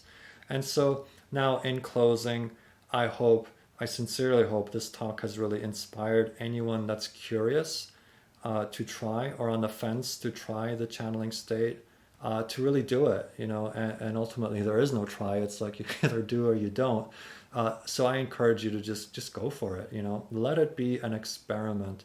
Don't put a lot of insistence on it that it needs to sound a certain way. Don't insist it has to go public. Just play with the exuberance of connecting to other aspects of your consciousness. So you can do that through meditation, but you can also do it through the channeling state, and you have very different results. I've been meditating for most of my life, and I can tell you that the channeling state is very different from the meditative state. They do overlap, but there's a different level of engagement with the channeling state. So if you do feel that impulse and it feels like your passion, I encourage you, act on it, and you will be most pleasantly surprised. And so, as I've mentioned, I am creating a very special channeled message for the conference, and that will be available after the conference concludes on my YouTube channel. So I hope those of you that are interested will give that a go as well. So this being a Seth conference, I didn't want to go into a channeling state. I wanted to honor, Seth as the channel that he was, and save this as a kind of a how-to guide within the conference. But after the conference, certainly, if you feel curious to check out the channeling that I offer, you certainly are welcome. I invite you to play with me in these higher dimensional realms. Now, the one that I will post on there, I will call it Channeled Message for the 2021 California Seth Conference. So it should be easy to find. And I sincerely appreciate that you've taken the time to listen to this talk. I sincerely hope it's inspired you, if not into channeling states, then certainly to act on your impulses, to act on your passion, to begin to crystallize and materialize the higher, the multidimensional version of who you are into physical terms by acting on those impulses. So thank you so much for listening, for being a part of this conference. Thank you for being here, and thank you for being the wonderful being that you are. May this talk inspire you to be even more of that true natural self. So thank you, and I wish you a fond good day.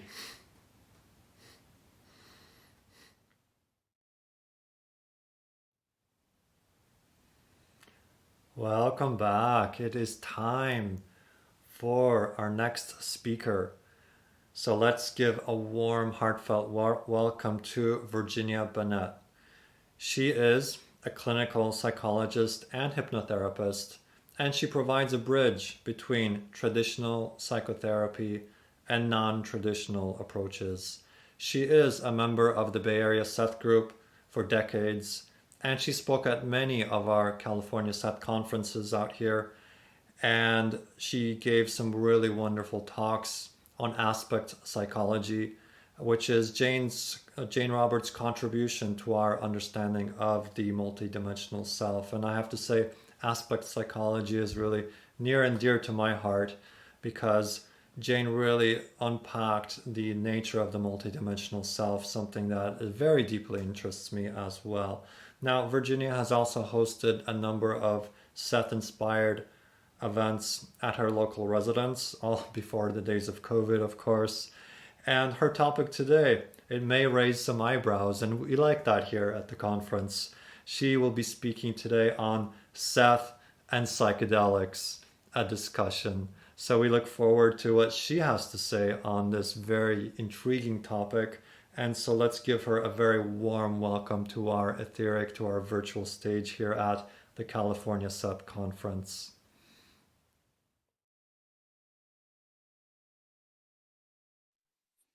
Hi, I'm Virginia Bennet. I'm going to be presenting today on the topic of Seth and psychedelics, or Seth on psychedelics, we could put it that way, and actually both of those would be relevant to my presentation. I'm going to start with first telling you what I'm not going to tell you. I'm not going to tell you to do psychedelics. I'm a licensed clinical psychologist. I'm rather fond of my license, and I'm not in any position to tell somebody to do anything that is illegal, immoral, or fattening. Well, okay, maybe fattening. For those of you who are Seth readers, it will probably come as no surprise that I'm also not going to tell you that Seth told you to do psychedelics. And on the other side of it, however, I'm also not going to be telling you to not do psychedelics, because I'm assuming for some of you that would be really too late. And for the rest of you, you can make up your own mind. But what might be surprising to some of you is I'm also not going to tell you that Seth told you to not do psychedelics. So let me get into why I'm even doing this presentation. As I'm sure you are all aware of, in the 1960s, there was this major surgence of psychedelic use. A lot of it went into recreational use. Some of it was used in other ways. And probably some of you had some experiences in the 1960s, and I was one of those people. All I will say is that, yes, I do remember the 1960s, but some of the 60s are a little hazy to me. All right. So I set that aside. And then there was a second wave of psychedelic usage, which is happening right now. And I'm sure you have probably seen some headlines indicating this. With the help of MAPS, this is the Multidisciplinary Association for Psychedelic Studies. They really got a lot of research off the ground, FDA approved, legalized research, to continue research that was started in the 60s that it had to stop when psychedelics were made illegal.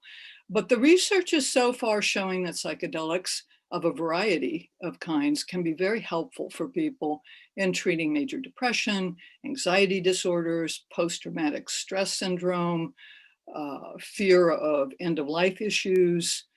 They've even used it some for the treatment of autism. So there's a lot of usage that is beginning to move into the medical professional, psychiatric work, psychological work, and some of it's happening right now. There's also been quite a surgence of, sometimes it's called spiritual tourism, people going to Peru or other countries and partaking of ayahuasca, perhaps other kinds of psychedelic substances, and having what is at times very profound spiritual, transpersonal experiences. So it's a very topical issue right now. And as this second wave came in, I found myself interested in it again, both for personal and for professional reasons. What I have found in my forays into this area of psychedelics is when I am talking with people that we could loosely call the psychedelic community, I will sometimes bring up Seth. And what I find is that most people have never heard of Seth. There are always some people, usually of my generation, who will say, oh yeah, I remember Seth. Like I read a Seth book back in college or something. I don't really remember what it was about. So there's that. And then on the other side of the fence, when I'm with my beloved Seth community and talking to my friends and colleagues, and if the topic of psychedelics comes up, usually because I brought it up, people will either say, oh yeah, I did acid in college, or I had a mushroom experience. But what people will quite often say is, but Seth said psychedelics are a bad thing, like we really shouldn't do psychedelics. So I have found myself with a foot in both of these camps and not really being able to have much of an in-depth conversation about Seth and psychedelics, which is one reason I'm doing this presentation, because I'm sure you're out there. And I do think that this is something for us to discuss in the Seth community. There are people out there who are having some very profound psychedelic experiences and experiencing all that is and directly experiencing their multidimensionality. But they come back from these experiences, and this is the big question is, well, what do you do with that? How do you make sense of that?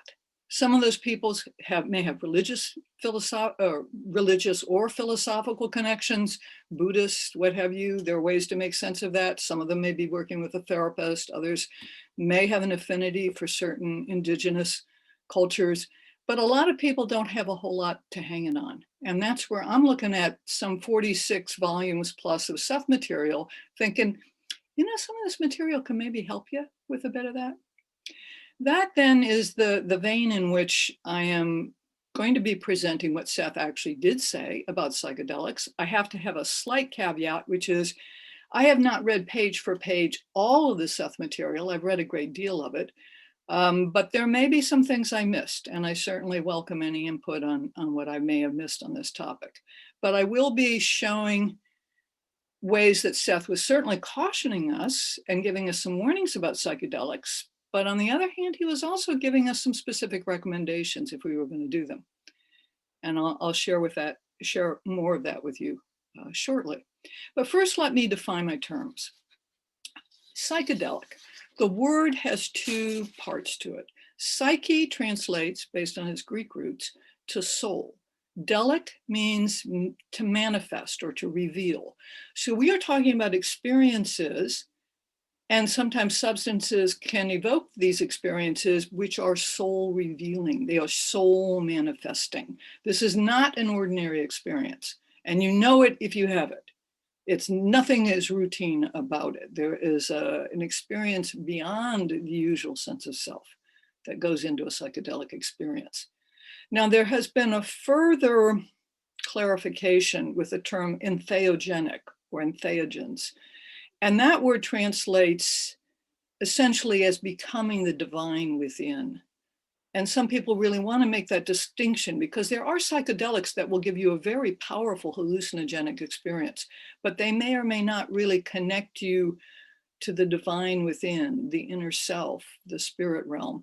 On the other hand, there are substances that are not in any way hallucinogenic, but they will connect you with that, MDMA being one of them, where you have a connection with other people, other beings with consciousness in a very loving and expansive sort of way. But again, they're not really hallucinogenic. However, for the purpose of this presentation, I'm going to pretty much just stay with the term psychedelics, which is also the term that Seth used. Now, Seth made it clear, and many other people recognize this also, psychedelic experiences can happen quite naturally, but I'm putting quotations around that, quite naturally, quite spontaneously. Somebody crashes their car into a tree, has a near-death experience, becomes one with the light, comes back with having done a life review, truly life-changing experience.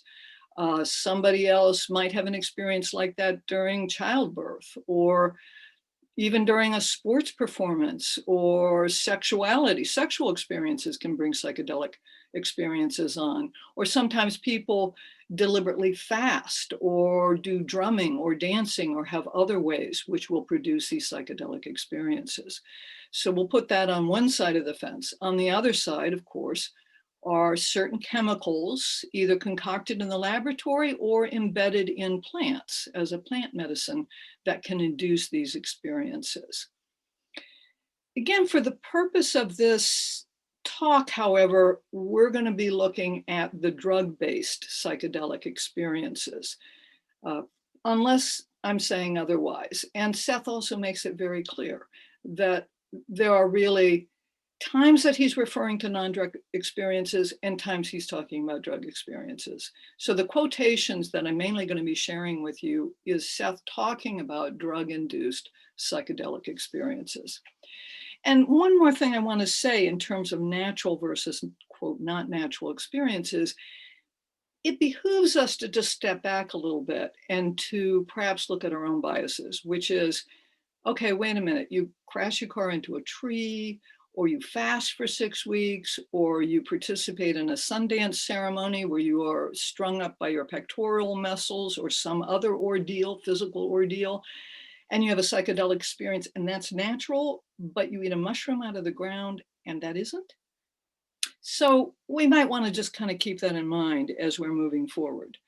And the same thing when we're saying, well, laboratory produced chemicals, that's not natural, but if you're eating a plant, then it is. Well, you can go there, and Seth does make some distinction with that.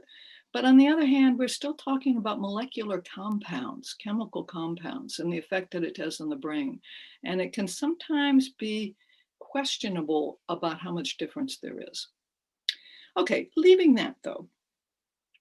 What I want to do now is to go ahead and start some PowerPoint slides. So we'll have some illustrations for what I will be presenting. Give me a moment to do this and we will go from there.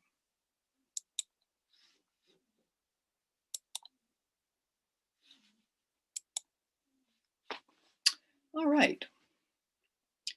This is a quote from Seth. It's at the cover page of the Individual Mass Events, Nature of Mass Events. He says, "We have never told anybody to do anything except to face up to the abilities of consciousness." I really like this quote. It's very challenging. He's challenging us to be willing to face up to the abilities of consciousness. And that is certainly what we're going to be talking about today. Just a moment. Okay. All right, Seth on psychedelics. Here we are. It's interesting to look back and see that in 1963, the birth of the Seth material really came when Jane Roberts had a psychedelic experience. Now, this was a natural experience. It was spontaneous. She was sitting at her kitchen table. Now, to be honest, she was running on a pretty high level of caffeine. She admits she was on her 6th or 7th cup of coffee that day. She had her cigarettes at hand. We were assuming she had some nicotine in her system. On the other hand, there was nothing unusual about that. So as she's sitting there, ready to begin to write, perhaps some poetry, something else at her table, this happens. She says, a fantastic avalanche of radical new ideas burst into my head with tremendous force, as if my skull were some sort of receiving station turned up to an unbearable volume. It was as if the physical world were really tissue paper thin, hiding infinite dimensions of reality. And I was suddenly flung through the tissue paper with a huge ripping sound. So she essentially leaves her body. She goes through the window. She becomes one with the tree, a leaf falling through the tree. Her consciousness is expanding. She's receiving the sheer vitality in everything, the recognition that there is consciousness in everything, even things she would have considered to be inanimate objects. She's intensely aware of a nail on a windowsill and its consciousness. So she has this mind-blowing experience. She comes back to her body after a while, and she's sitting there realizing she has just written something like 100 pages that were entitled The Universe as Idea Construction. I'll move this down here a little bit.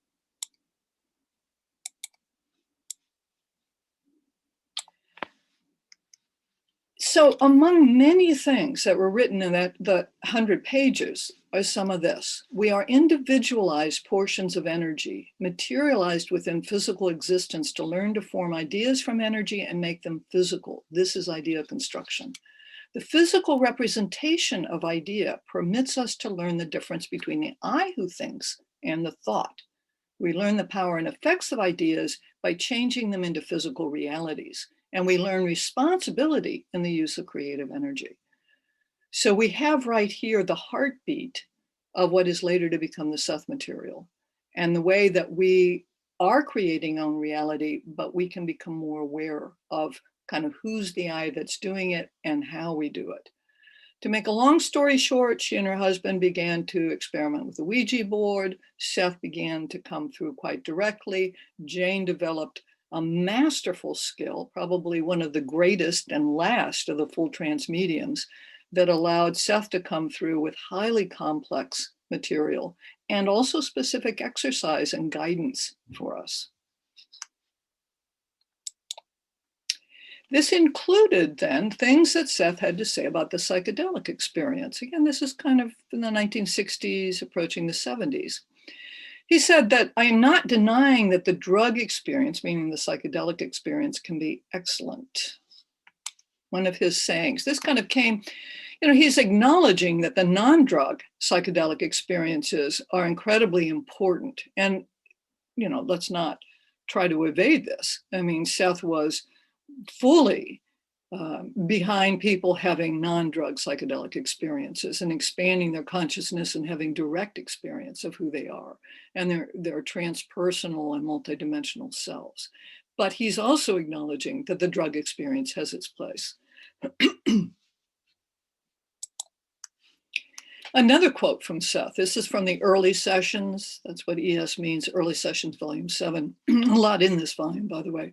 The psychedelic experience is a most fruitful one, says Seth.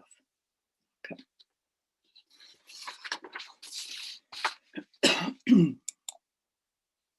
Okay, I couldn't help but put this in. This is not from Seth. This is actually, let me move this down again.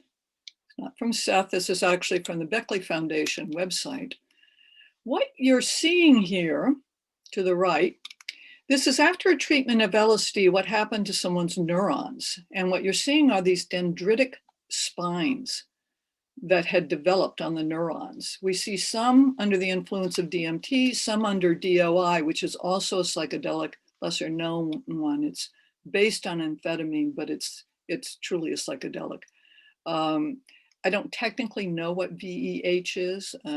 Please put it in the chat if you do. It looks like it's something of a control group. This is what it looks like to have a neuron without dendritic spines.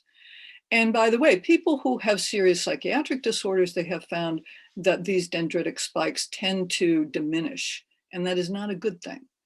The spines here, or spikes, sometimes they're called that, the spines actually are the way that the neurons are going to be interacting with each other.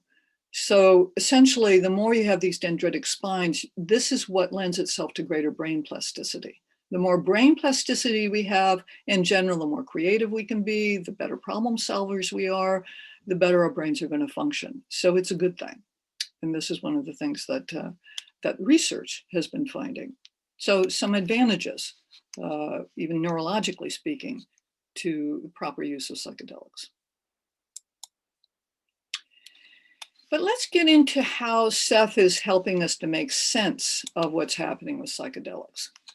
He's saying that we have root assumptions. You see this term, existent system is formed or forms root assumptions. We live in a physical universe. This is what we're here for. This is what we focus on. Okay, so in our existence systems, we accept certain configurations of molecules as having material substance, as being, quote, solid. That's just some of the ground rules we're following. Seth points out that we have physical mechanisms that are equipped to function in such a way that reality is perceived through the lens of particular root assumptions. Now, if we were just using our physical senses alone, we would probably not be able to perceive any other realities. But it's the interface of our inner experience that allows us to increase the range of what we're able to experience. But even with this, Seth goes on to say that the systems of perception are not basically biologically a form of overall structure, but they're learned secondary responses. So what this means is, yes, we're born with eyes and ears and noses and skin and ways to feel things and hear things and see things. But the way that we organize that perceptual system is going to have to do with the root assumptions in the system that we're born into, and more specifically, the society, the family system, the social system that is going to give us some very early conditioning and some ways of organizing that incoming data. So it's going to match what Seth has referred to as the official line of consciousness. We get conditioned, we get imprinted with ways of taking that data and organizing it so that we will only see in a certain way, only hear certain things, only express things in a certain way, or even feel things in a certain way. And this is a learned response. It's not innate. Biologically, we're capable of much more than what we usually experience. He says, at present, let me bring this down. At present, you focus your attentions and consciousness within the physical systems. This alone can be compared to what Leary calls imprinting. So what you're seeing here, and I was amused actually to see Seth refer to, this is Timothy Leary. And since he was a psychologist, he was certainly trying to make some sense of his rather prolific psychedelic experiences, a lot with LSD.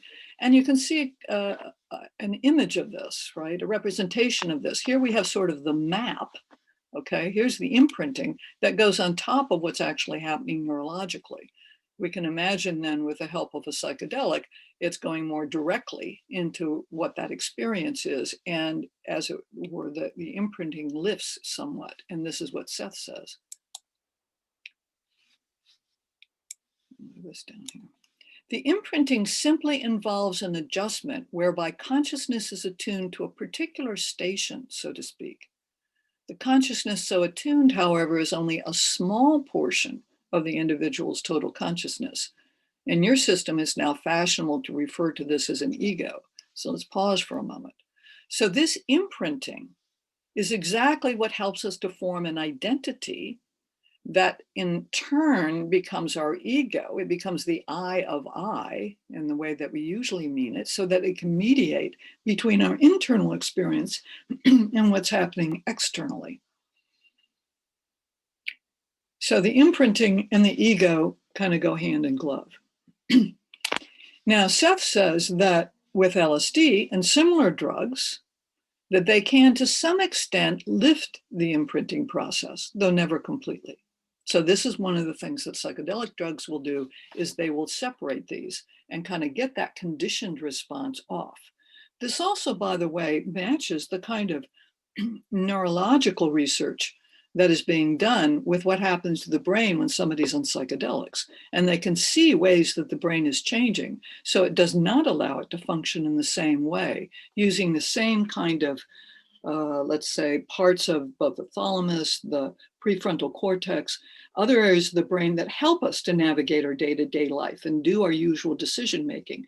A lot of what's happening in the brain changes, so that is not what's going on, and something else is happening instead. Well, what might this something else be? It could be something like this. What's it like when the imprinting lifts off? Okay, there's no body, there's no real sense of ego, there's no sense of whatever room you're in, that's gone, okay? Seth is saying that in some personalities, they, meaning psychedelics, will lead to what you call a mystic experience. They will carry the personality into new realms of perception. They will momentarily break up usual pattern organizations of perception. You will see with new inner eyes. To some extent, you will view some aspects of reality apart from the usual physical structures that you impose upon it as a whole. There is therefore freedom for the inner self. I think this is a really important statement. There is therefore a freedom for the inner self. When the ego is offline, as it were, the inner self has the freedom to come forward in a far more spontaneous and expansive way than the ego will usually allow. And this can be, of course, a very profound experience. And in fact, one of the reasons why people do psychedelics is whether they're indigenous people or people in our society. This is one of the experiences that people have, is that lifting of the imprinting, if you would like to call it that, and this freedom for the inner self. Seth says that there may be a strong feeling of oneness with all that is.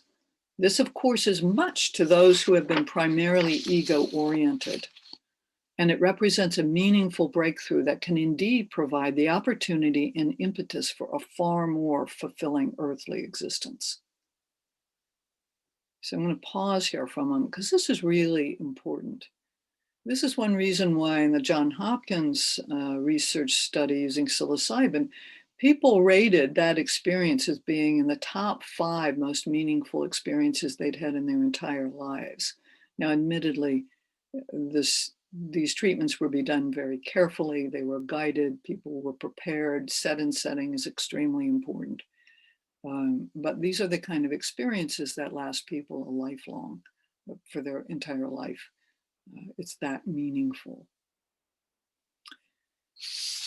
Okay, so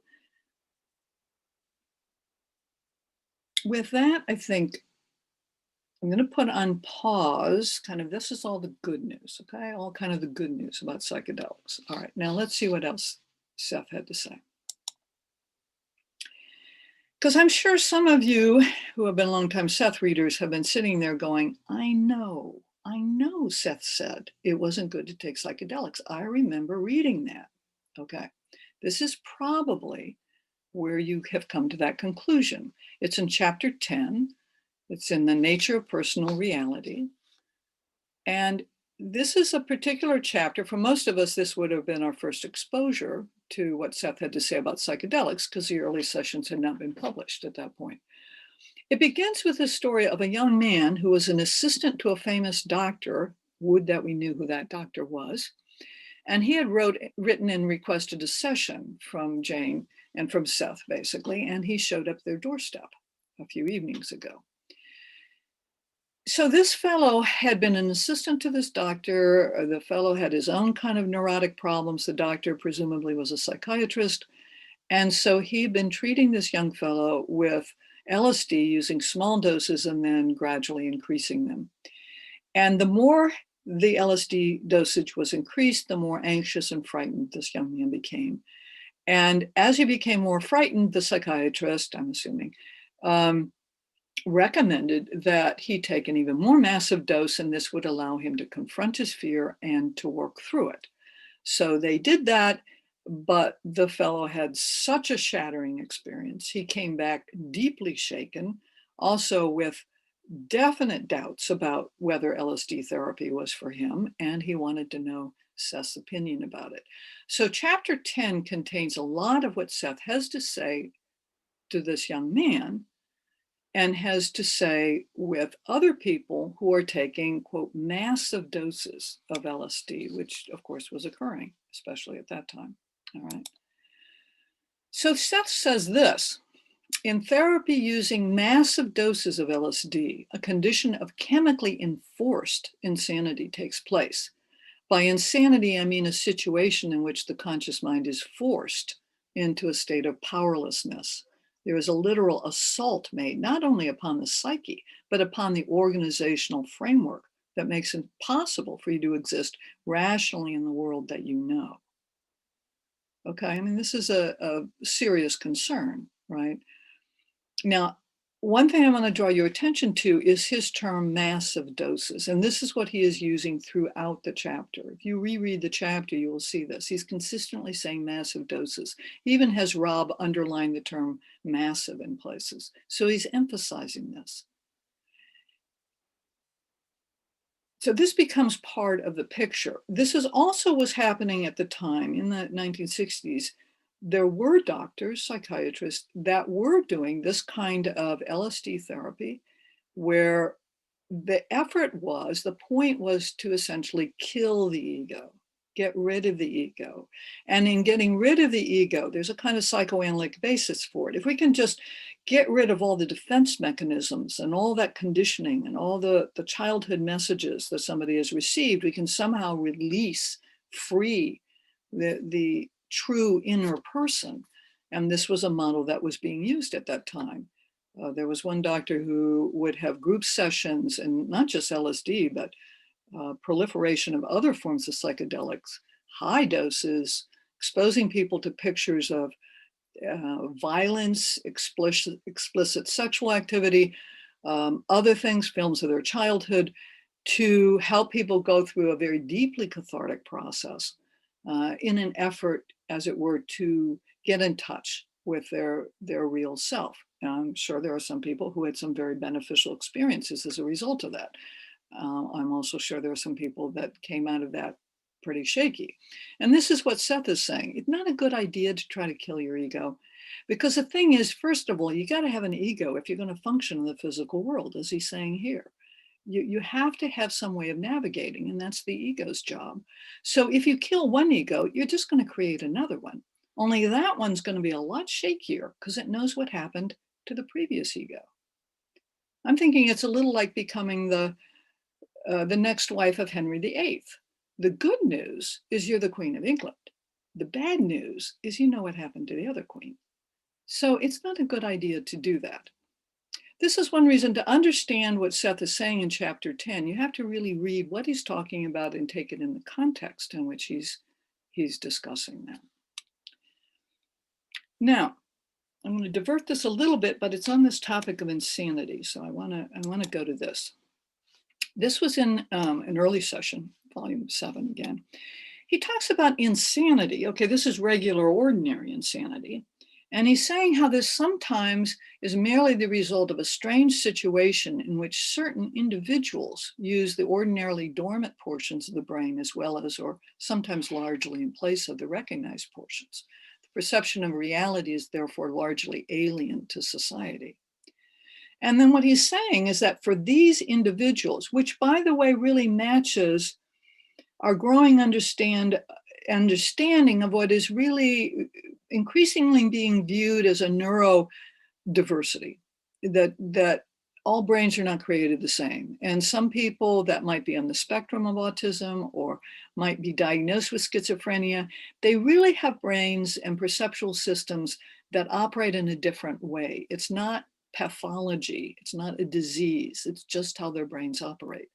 And this seems to be what Seth is referring to. And he's saying for these individuals, the psychedelic experience, again, drug-induced psychedelic experience, may actually involve a consciousness expansion that will direct them back to usual physical reality and bring about a more unified personality structure from society's standpoint. Now, I found this fascinating because I was at a ketamine conference 2 or 3 years ago, and I was talking to a psychiatrist from South America who said he was using very high doses of ketamine with his patients who had been diagnosed with schizophrenia with some good results. I also recall R.D. Laing, a psychiatrist in England, who he would actually do LSD with his patients, some of whom had schizophrenia. And I have heard of certain underground uses of psychedelics for people with schizophrenia. Now, I hasten to say, do not do this at home. Do not give your loved ones who may have schizophrenia psychedelics, okay? And I don't think this research is going to be done in this country anytime soon, but perhaps in South America or other countries. It's at least worth further research and further study, but not for amateurs. Okay. To continue, however, on the warnings and the bad news, all right? Seth is telling us there are electromagnetic systems that make up experience. That's just a fact. And he's often, as you know, talking about the electrical and chemical properties and magnetic properties of our thoughts, of our very experience. And he says these may have counterparts, though not exact identities, within other systems, totally alien to you as you know yourselves. Given certain unusual circumstances, you could leapfrog, so to speak, and end up within an energy gestalt from which you could not return. The personality structure simply would not take the transition. So you ain't coming back from that one. Now, you'll go on and do some other form of value fulfillment because that's what one does, but you will have no resemblance to whatever you started with. This idea, though, of leapfrogging to other counterparts or other experiences have been reported. There's a book called Into the Void. The author identifies himself as Zoe 7, and he experimented with various psychedelics and also brainwave stimulation, brain stimulation of various kinds. And he did, in some cases, suddenly find himself in some other probable reality, different planet name, had a wife, didn't know who she was, different year, MX219. It was an entirely different system. Now, the good news is he came back, although he had quite some adventures when he did come back. But this idea that maybe that happens sometimes to those folks that didn't make it back. A bit of a warning. Here's another warning. Seth says the chemical doorway into reality is indeed a doorway. And that's to be kept in mind, right? Psychedelic drugs, they open a door. Now, what happens when you go through that door is going to be a matter of many different factors. Of course, this is one reason why doing it safely and having set setting and knowing what the heck you're taking and why, et cetera, can really help. But as Seth points out, in one regard, this is a projection from a molecular standpoint. We are molecular beings. What is not understood is that worlds exist between one molecule and another, and worlds that you do not understand. You can get lost in the life and death of a molecule under such conditions, and I am speaking in literal terms. So this is the science fiction nightmare that Seth is saying, this is real. You don't know what you're playing with. You're dealing with molecular systems and you don't understand how many worlds exist between molecules. So caution is indicated. With that, though, let's go back to this. Let's go back to source, all that is. This mystical experience, becoming one with that, okay? All right, tuning into that, all right? Setting the warnings aside just for a moment, okay? let's go on from here. Seth says, and we saw the earlier quote, these are very meaningful experiences, these mystical experiences. They help people achieve greater value fulfillment in their lives, at least some people. But he points out that of itself, however, it will not carry you further than this, meaning this kind of experience of itself, it will not give you insight into past lives or future existences. It will not lift you out of the framework of the physical systems, but merely allow you to see the system as it is. It will allow you to experience your relationship with the system and the system's relationship with the whole. So he's saying it's not going to transport you to other systems. You're not going to find out more about probable realities. You're probably not going to find out a lot about past or other lifetimes. He says, of itself, the experience will not give you psychological mobility through other portions that compose your own, quote, becoming psychological structure, because that's what we're doing. We're continually becoming more of who we are. And so he's saying that of itself, however, because there are certain personalities who are advanced enough that they can use this experience as a springboard, precisely to find some of these discoveries. And so it's important to recognize that, some people are ready for this. Some people actually can go into these realms and navigate from them and to explore other kinds of realities and have that inner mobility. But the whole idea of this, let me go back for a moment. To go back to this experience here that people can have, this is it, okay? This is samadhi, this is satori, this is enlightenment, all right? This is the thing unto itself. And I think this is rather shocking, actually, for a lot of people to understand that, like, there can be an acceptance if somebody has sat on a cushion for 40 years meditating or spent the past 10 years in a cave somewhere, that they've achieved this enlightenment. It's far more disturbing to know that somebody can get there with one hit of the right psychedelic substance. Again, given the right dosage, the right medicine at the right time with the right personality set and setting. We have brains that already, they have the receptor sites that they won't interact with these chemicals and cause what is called a full release. Basically, the ego is dissolved into the state of all that is, not with an intention of killing it, but because the experience is so overwhelming, the ego's got to give it up. Okay, so this is a very, very important experience. And Baba Ram Dass talked about this. He said that when he was enlightened, the first time he was enlightened, one of the most shocking things was not just how awesome the whole thing was. It was like being at the top of a mountain, he said, but then he realized there were other mountaintops. So this is part of the unfathomable aspect of this, is that even with something like this, you're still just kissing the hem of the goddess, that there are other dimensions beyond dimensions.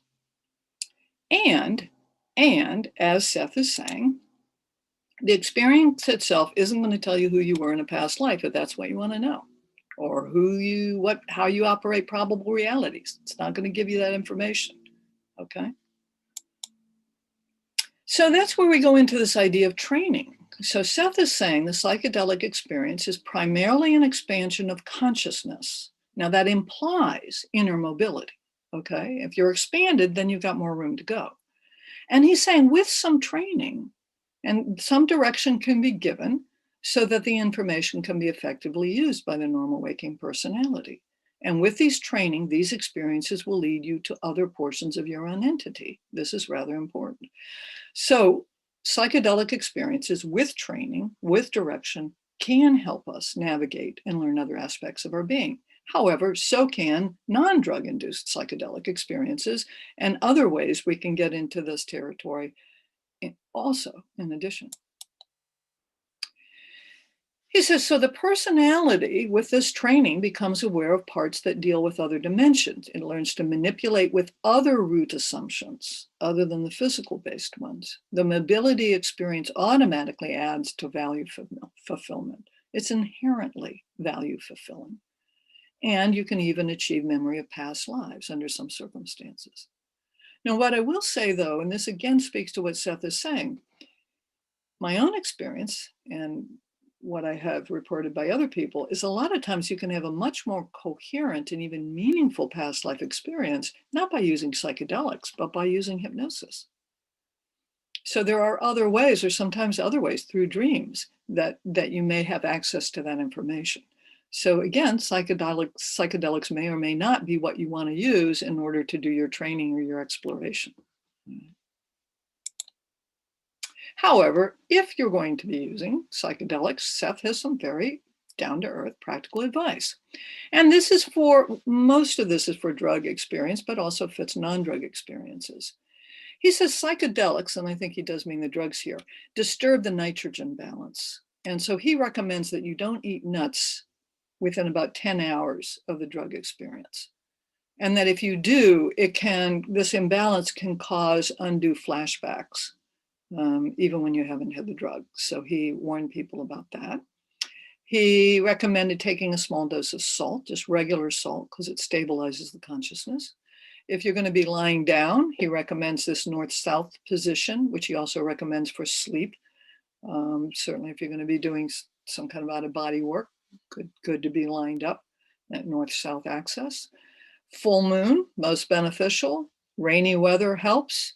If you're a woman, during ovulation, that's more likely to be a good time for you. And not having rubber on or near the body, nor on the legs of the bed, for example. Also that citrus fruits are an aid.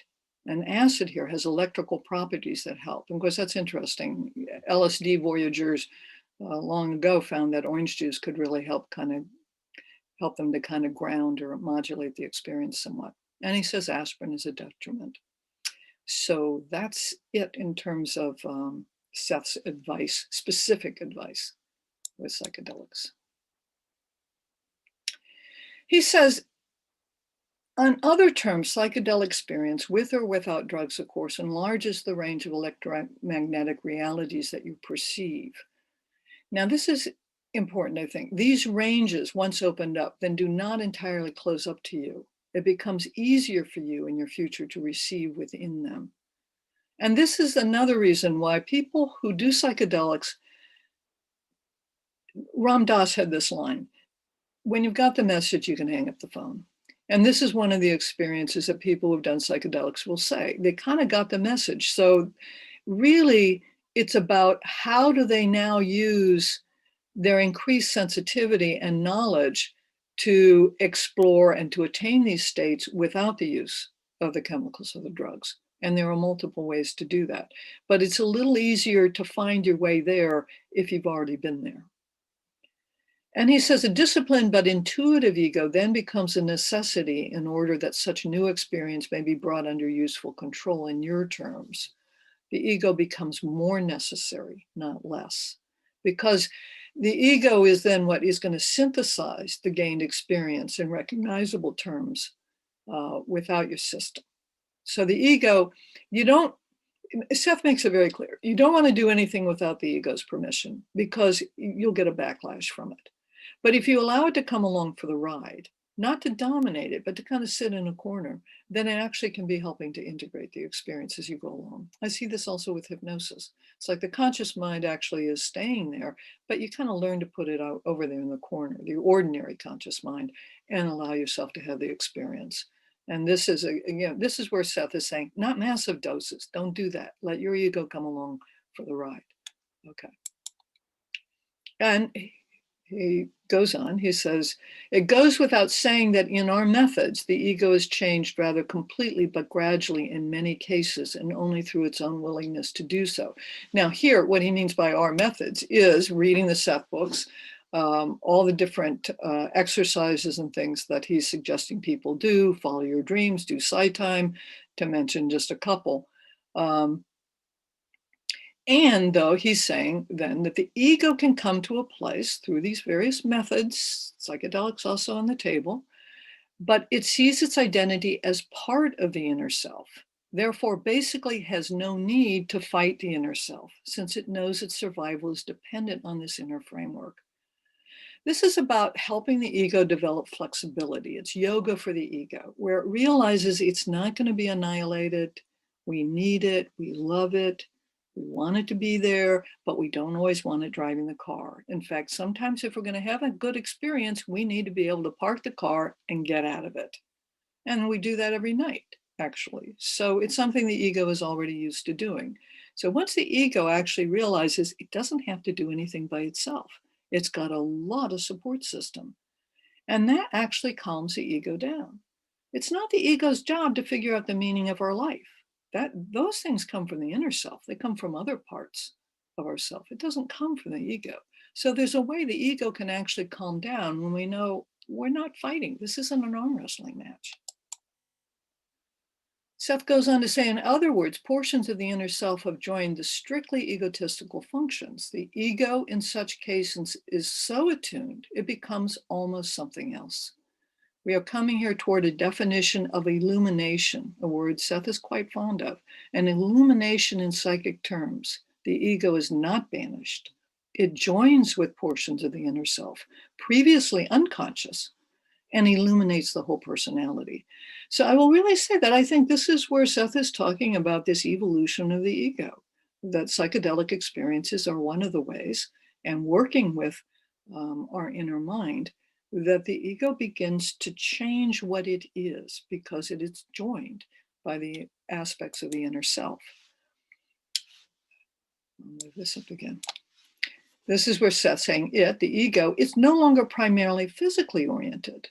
So therefore, it is no longer an ego in the terms usually meant. The ego has accepted the goals of the inner self.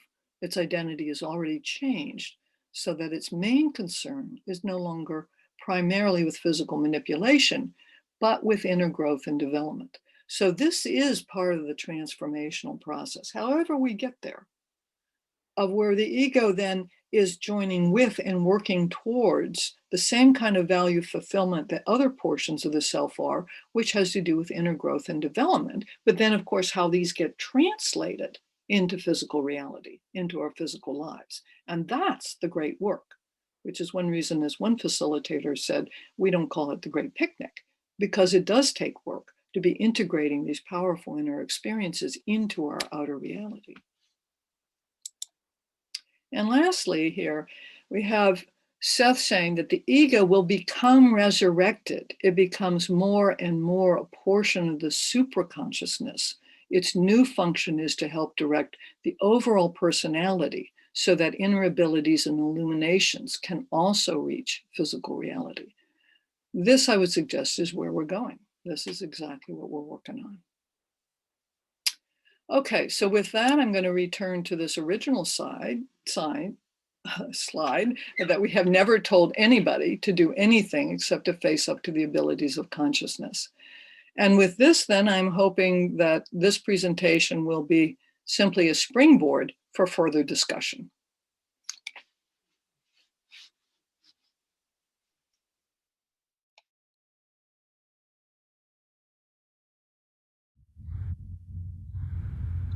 Hello, everybody. We're here live with Virginia. And so we would like to, first of all, extend a really warm welcome. Thank you for your presentation, for being here with us, for helping some of the organizational aspects of the conference, and for being a part of the conference for so many years. As many years as I've been involved, you've been involved, and probably more than that. So thank you for all that background, all that history. When I hear you present, I just feel like, it's not home. It's like I'm used to hearing your presentation. Back in the day. Right back at you guys. Thanks so much for putting this together. Really, right. It's been so good. It has. So I've really been enjoying all the speakers. Yes. So let's just go ahead and go right into the Q&A. Lilia, do you have anything queued up for that? Yes. Okay. So maybe to begin, we'd like to know, Virginia, who should and shouldn't take psychedelics? For whom it might be recommended, and for who is it not advisable? Yeah, this is one reason why I'm really glad I'm talking to Seth folks or Seth readers, because, and this is especially nice following on Tom's talk, this is all about inner guidance. It's absolutely about inner guidance. And listen and listen again. Listen to your dreams. I mean, this has been one of my guides. Inner guidance, dreams, what shows up, what doesn't show up. And then also seeing what shows up in your life. I mean, this is partly what renewed my connection to it. I wasn't actively looking for it at all, but opportunities came up. I had dreams that sometimes said yes, and I had dreams sometimes that said no, not now. Interesting. And I mean, for the record, I'm very cautious about this kind of material. So unlike Hunter Thompson, who said, when in doubt, go higher, I would say maybe go higher, but be careful what you're going higher on. Okay. So literally. Yes. Very good. Now, is there an ideal setting for journeying?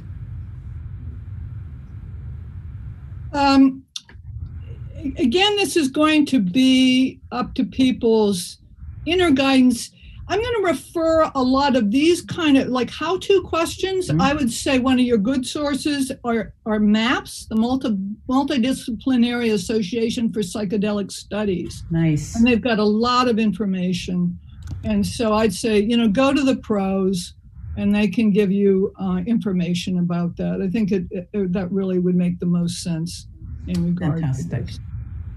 From Richard Gentle, we have, although you have focused on chemical substances, implying created in a lab, there's a resurgence of interest in the plant ayahuasca, whereby people are trying to explore their consciousness with a bit more awareness.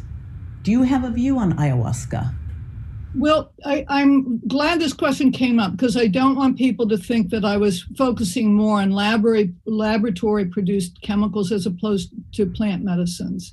I wasn't doing that. And I know that there are many people that much prefer plant medicines, ayahuasca being one of them. I just didn't want it to get, sometimes people are exclusively on that side of the fence. One of the advantages of some of the synthesized chemicals, some of which are in ayahuasca, is that it actually eradicates properties that are much harder for the body to tolerate. On the other hand, some of the body reaction, as with ayahuasca, is considered to be very much part of the experience. A lot of throwing up involved with ayahuasca. I think, again, this is the thing, another advantage to talking to Seth folks. You don't give your authority away to anybody, all right? Everybody stays with their own authority. And that's where I wanted this to be a discussion, to be more open. I'm thinking like Robert Wagner's talk on lucid dreaming, how he gets reports, amazing reports from people doing lucid dreaming. They haven't read the Seth material. They may never read the Seth material. But there is such an advantage in that kind of cross-fertilization of understanding what other people have done and what they're experiencing in multidimensional reality. So that's really been more my intention in opening up this discussion, because there are psychonauts out there, or there have been people who have partaken of ayahuasca. And when you hear their accounts, knowing what we know about Seth, it can reinforce our understanding of what we're capable of. And that goes, actually a quote from T.S. Eliot that I had, which is only by those who have gone too far that we know how far we can go. And that gets back to the quote from Seth. It's facing up to the abilities of consciousness. So I think that's more the invitation, is to be open to talking with other people who have had these experiences. And then if there's a calling or something for one to do it yourself, then that's fine, you can do that. I hesitated doing this talk because I don't want to get back to this thing of like, in the 1960s, there were the people who had done the electric acid test, who had been experienced, and there were those who didn't, and with a slight sense of superiority or something, of some people knowing something that other people did. And then it became about the drugs. Who is the drugs? What drugs? How much drugs? This experience would be so much better if we had the drugs. And I'm like, we don't want to go back there. We really don't. On the other hand, this is something on the table, and it is a tool, and it is something that people are using. And that's why I am interested in people who have read the Seth material, either before or after, and how much their experiences do seem to be informed by what Seth was talking about. So that probably doesn't answer Mr. Gentle's specific question about ayahuasca, but I think it gets it in the ballpark. Oh, definitely. Yeah. So you also touched, again, you've been touching upon the experiences that are soul revealing. I really love that. Experiences that are soul revealing. So how do you understand the experiences of unity, sacredness, love, and truth in the psychedelic experience? In one word, they are absolutely sacred. This is the thing. I mean, I think one of the tragedy is too strong a word, but the way that psychedelics have gotten so associated with partying and recreation and do what thou wilt, okay? I'm not condemning anyone, but the experiences are sacred, and it doesn't matter how you get there. I think that's really the key thing that I want to get across. Absolutely. Absolutely. And it's no accident when you start really looking at our history of people, how psychedelics in one form or another have been part of very sacred ceremonies and the basis of religions throughout our history. So I think there's no accident that we're getting this resurgence of psychedelics, of something that is so sacred at the very time that we are dealing with this mass epidemic of beliefs as we're talking about. And the divisiveness that we see in our society. I think there was no accident in that at all. Wonderful. Yes, we had some questions just precisely on that. So thank you. You just nailed it on that. What would you say are the long-term impacts of psychedelic experiences? Again, it's going to be so individual, that I don't know that I can even speak to that other than what I have seen in myself, along with other people that I know, especially in a way, the more they have been used properly and with respect and with an honoring of the sacredness, that the desire to use them goes down. And it becomes increasingly interesting, more, okay, what now? How do I live? How do we live now? Because it isn't about getting out of physical reality, it's how do you bring that and infuse it into your experience. Yes. And then, as all of us are kind of talking about, how do you stay in tune then with that inner self? And that was what Seth was talking about. It's where the ego can start to relax, because it really gets now, it's not alone, it's not a struggle, it's not a fight. So I think that's really where the work goes. So there is a kind of post psychedelic development, I guess one might say. Right. The integration phase.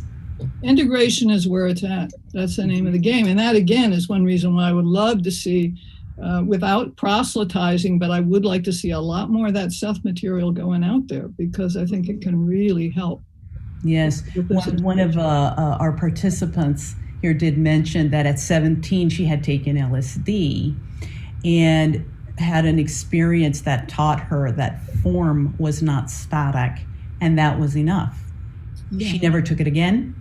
And in later years, when Seth came into her world, that unpacked it for her just so elegantly. And she really didn't feel the need to follow it up after that. That was enough. I think, again, there's no accident that Seth came in at the same time the psychedelic movement was happening. Yes, very much hand in hand there.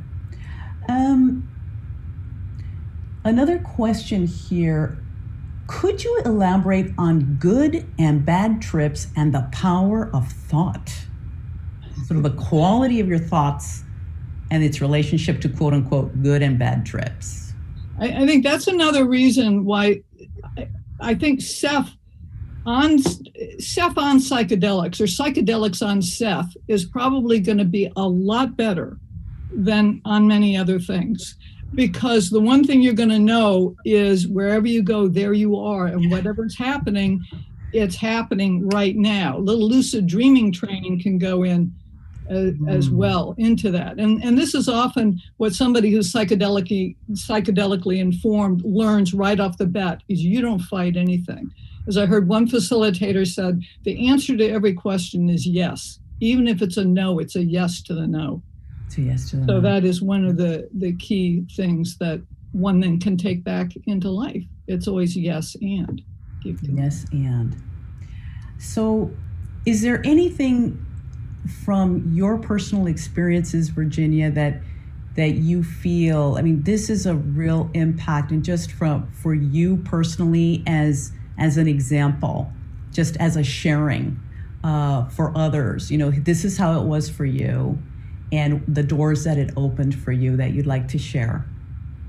I can put it in a nutshell. I think what it gave me, what my experiences have given me, is how vast all that is.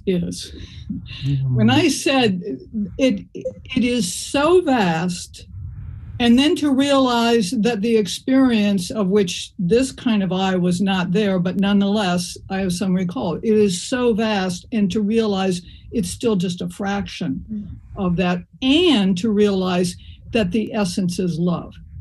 Mm-hmm. And it is love that surpasseth human understanding. It is not any kind of love like anything I ever understood. So it is fierce love. It is love beyond anything. So I think, again, having had that kind of experience and seeing other people having had that experience, and very much honoring that people do have this experience in other ways, in dreams in part. And I have since then had dreams where I would have that experience. So we're all talking about the same kind of thing, really. But I think that is probably the main takeaway item, I would say, more than anything. Like I said, I like hypnosis and other things when I want to be exploring parallel lives, future lives, things like that. But if you want to get the full Monty, then sometimes a little chemical assistance can help. Absolutely. Not recommending it. It is another tool. We have a sort of an interesting question that has come in, but I don't know. Let's see. About 5G technology. Forgive me. I mean, this might be completely not connected, but any experience with 5G technology, whether you have that, and does 5G technology disrupt the electromagnetic fields of the psychological structure? Is this? Yeah, you're getting outside of my range. Got it. Okay. I wasn't sure. Other than, I think, other than to me, I always go back to our beliefs. I still always go back to anytime fear shows up. I like this phrase of see where the fear is and go there, but don't make decisions based out of fear. Like, be careful. That also kind of goes to how do we navigate these altered states. And that's where we recognize fear, we let ourselves flow through fear, but we don't let fear drive the car. That's not what it's about. And there's always help. There is always help available. And that's another thing that we can forget, whatever state we're in. Whatever state. When you have been working with the psychedelics, how did you navigate that subtle point? Did fear ever come in? And if so, how did you handle it? Sort of what helped you? You know what it is? It's like, on the one hand, people say there's nothing that can prepare you for some of these experiences. Right. On the other hand, everything you've ever done prepares you. And for me, it's been the Seth material and working with dreams and working with altered states. It's the same principles. It's being where you are, knowing help is available, a certain humility, listening if even for the prompting to do it or whatever. It's all life, really, when you get right down to it. So I like how you said that it is all life, and it makes me think about all of these substances having a quality of consciousness, right, as life. So another question we have is there a difference in the quality of consciousness of natural versus human synthesized drugs? If so, what is it, and does it matter? I think this is something that people are exploring. And keep in mind, this is all evolving. Seth talked about Dr. Pietra, who was a probable reality of Rob's, and that in this probable reality, they were using drugs to see to sheathe the consciousness so that this Dr. Pietra could have contact with Rob. There's a whole thing in the early sessions about this, and they could deaccelerate or accelerate the consciousness in order for him to have this experience. And Seth was saying, yeah, you don't have these drugs in your reality, but they've got them in this other reality. So I think this is alchemy in action of what is the zeitgeist or the spirit of certain substances and versus other substances. And personally, I think when it's a purely synthesized substance, I think it does have a different nature or spirit or quality. People have talked about that with LSD. It didn't have the history to it, although if you get into ergot, far enough back, you can. On the other hand, I know from what, in the studies, they use synthesized psilocybin. And as near as anything I've heard, it's not substantially different than mushrooms, other than you've got less of a body load on it. So again, when you're dealing with some of these synthesized, where you're taking the psychoactive substance from a plant, how different is that? I don't know. I'll leave that to some other psychonauts to figure those questions out. Yeah. I like that, the psychonauts, definitely. Well, I think we've come now to the conclusion of our Q&A session together. Thank you so much, Virginia. Thank you. Very enlightening. Okay. And just it is very much calling a number of people. A lot of our young people are really called by this. Thank you, Lilia, because that's the only other piece that I will just add here in terms of what inspired this is a lot of us are seeing the Seth community, a kind of aging the Seth community. And they're like, well, where are the young folks? And I'm like, go to a psychedelic conference. You want to see the young folks? And so that's another reason why I'd like to see some bridges built here, is because there's some generational things that could be passed on and exchanged in both ways. So thank you for that. Beautiful. Thank you. Thank you, Jeff. Thank you, Tom. Thanks. Welcome to our last and final presentation of the 2021 California Seth Conference. We are about to bring you Beth and Peter Bostwick for our last and final presentation here. Now, Peter and Beth had both wonderful experiences and devastating blows. After years of consulting gigs and working in large companies, they started a software company in their backyard with very little knowledge of the startup space. And their wild 10 plus year in the creation of this startup would eventually revolutionize or lead to an industry-wide transformation that benefited many individuals. In the later years of this company, they ran into significant difficulties with a business partner and found themselves in a very desperate place. They had 6 months before they would have to file for bankruptcy and lay off all the workers. Now, during this perilous time, they probed their thinking, as many of us Seth readers do, and they wondered, how did they end up in such a quote-unquote bad place? Now, in that painful and lengthy soul-searching, they began to understand the power of belief, emotion, and thoughts. So they realized that by changing their beliefs, they were able to sell the company within 6 short months for millions and actually enabled all the employees to keep their positions. So after this experience, then this resulted in a kind of a development of a very simple and easy to use process and tools that they could then teach to others to apply to their lives to help change the fortunes and the outcomes within the lives of others. So you can look more into, investigate their work on their website, which is appropriately titled youcanchoose.info. And so without further ado, let's bring Peter and Beth up onto the stage today. And their title of their talk is going to be Get Radical Clarity. Get Radical Clarity. So we look forward to hearing what they have to say. We're sure it's going to keep us on the edge of our seats, and we're really looking forward to how they have applied the Seth material to make radical changes and to get radical clarity in our lives. So let's welcome Beth and Peter Bostwick to our virtual stage.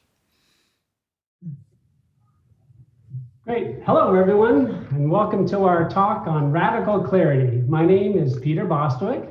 And I'm Beth. Okay. And this is our first Seth Conference. We're so excited to be here. Even though we've been involved with the Seth community in San Francisco for a little while, this is our first time getting a chance to talk. So we were introduced to the Seth material about 6 years ago, right? The nature of personal reality was listed in the bibliography of an ebook that I picked up. And when I first read Seth, I finally found a way of looking at the world that made sense to me. I've always questioned conventional wisdom and had so much difficulty reconciling my scientific background and the religious upbringing that I had. But the Seth material helped us answer questions that we've had all of our lives. And now we apply those lessons that we learned from Seth and others every single day. Yeah, I mean, we're really happy to be here. I have to say, I'm quite impressed that you guys asked us to come speak to you. But I think the thing that's really what we'll talk about today is really applying Seth. And I think that the material that we'll talk about today will be something you can easily take with you and start using tonight even. And so we really want to make it applicable to people to use it every day. Because I remember the first time I was reading Seth, I was like, oh my God, it's going to take me forever to understand this stuff.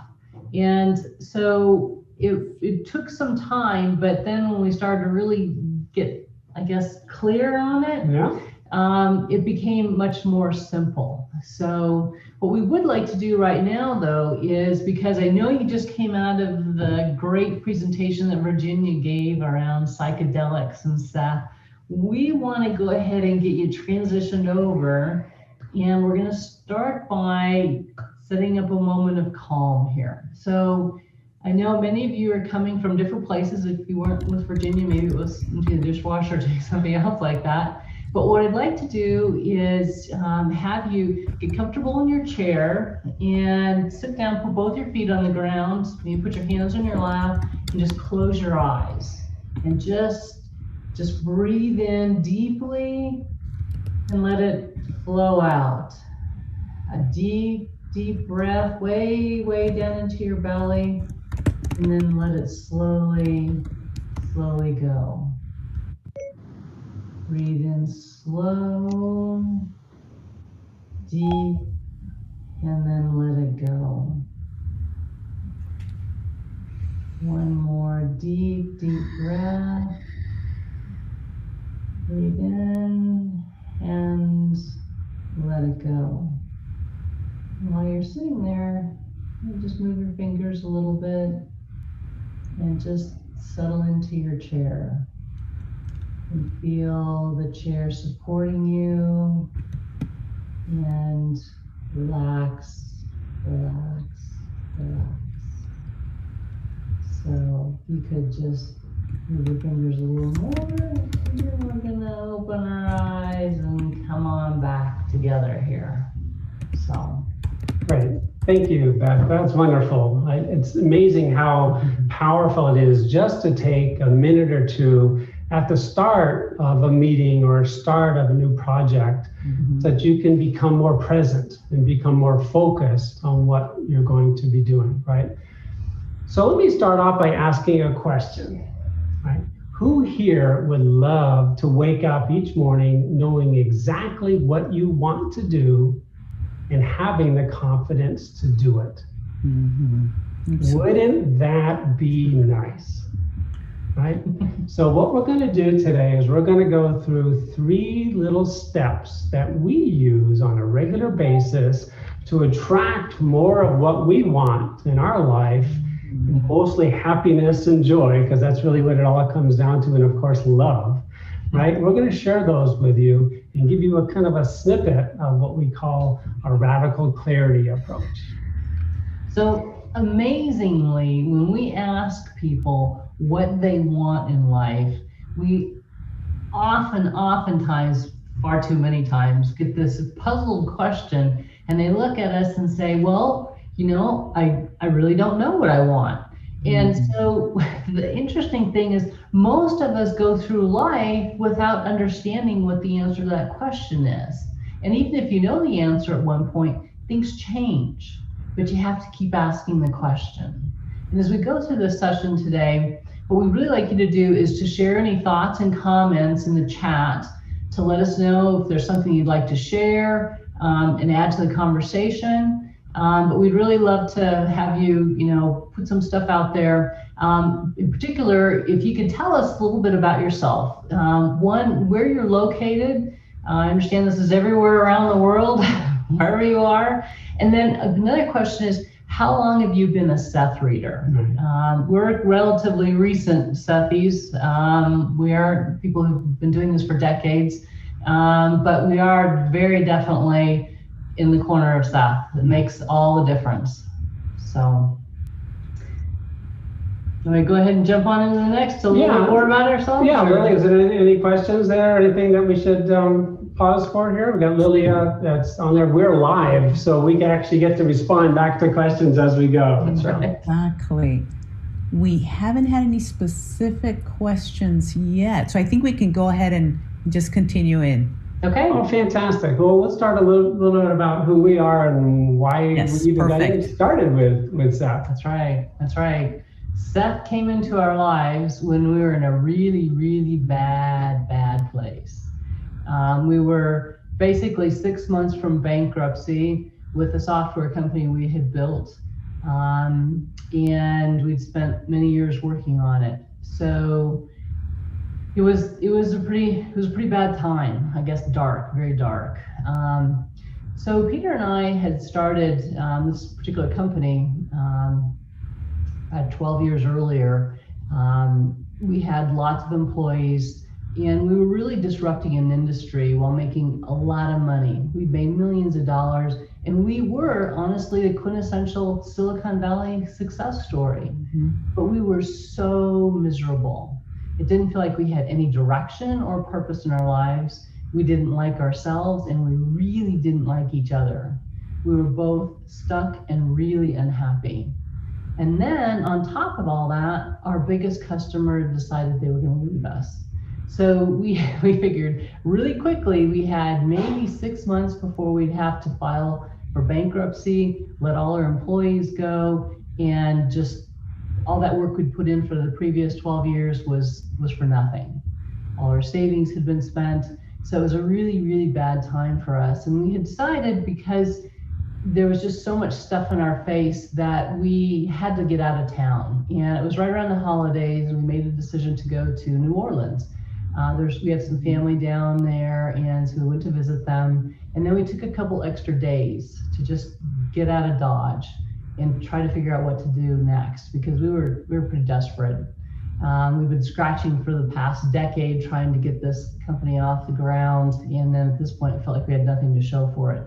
We were exhausted. Mentally, we were wiped out. Physically and emotionally, we were totally spent. And I remember one day on that trip, I looked at Peter and I said, what we've been doing and working on for all these years isn't working. We have to change. And the really scary thing as I was saying that to Peter is I didn't know what that change was, but we had to make a change. And it was like, what do we do? I mean, we feel like we've tried everything. We're out of options. So on that trip is really where we began to take a step back. It was really scary. It was really, really scary. But we started to realize that we'd really been living in a soup of negativity for years. Everything was negative. And in that time frame, we're in New Orleans, we decided to really, really take a step forward in terms of trying to shift that thinking and moving beyond all that negativity. And it was a lot of work. It was a lot of work. We had a lot of habits in there that were not working for us. But what we really started to do was be present. We really tried to just be in the moment, which was a challenge. because we were always thinking about all the bad places we were and all the places we were probably going to be going that were bad. So it was really difficult to be present. But that's also the time when we started to let go. And then letting go was actually the best thing that we could have done, because it freed us up, right? It gave us space, not physical space, but mental space. So before heading down to New Orleans, I had found a book by Mike Dooley, right? Many of you are familiar with Mike Dooley. While that book wasn't especially meaningful for me, the bibliography listed several Seth books. And as I started reading, I felt like I'd stumbled upon the Holy Grail. Right? Over the years, I've lost confidence in my ability to control my life and felt really disempowered. I was struggling mightily with depression.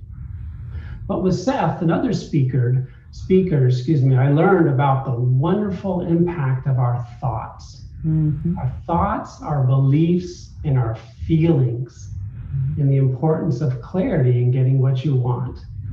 So the key lessons that we got from reading this and trying to get our heads around it was two things, right? One, what I think about matters. Yes. And two, I can choose what I think about. Yes, I can choose. It's like, that's crazy, right? It's so simple. I think about what I think about matters. Whatever's going through my head and drilling around, waking up at 3 o'clock in the morning saying how stupid I am, that makes a difference.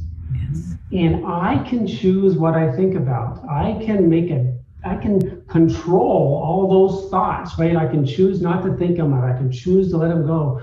I have so much more powerful than I imagined, right? That means I'm in control, right?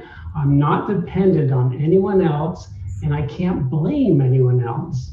It's all about me. It's all about us. It's all about you, right? I can't be a victim anymore. I can't be, because I'm in power, because my thoughts matter and I can choose them. And the same thing for everybody out there. It's just amazingly powerful, right? So Beth and I started to apply it to our lives. We started to change the way we thought about ourselves. And as a result, just like Seth says, everything around us changed as a result, right? We started to focus on the good things that we had already, being appreciative, and also thinking about the things that we wanted, not the things that we didn't want, the things that were bothering us at the moment, but the things that we wanted, right? And as a result, we started to like ourselves again, right? We started to like each other. It took a while. Each ourselves, and then together. We've been married for 35 years, so we've had all kinds of ups and downs, right? And this was really tough because my depression actually at this point practically disappeared, right? Because I was empowered. I no longer felt the need to beat myself up. So we made time each day to practice calm, kind of like we started off today, right?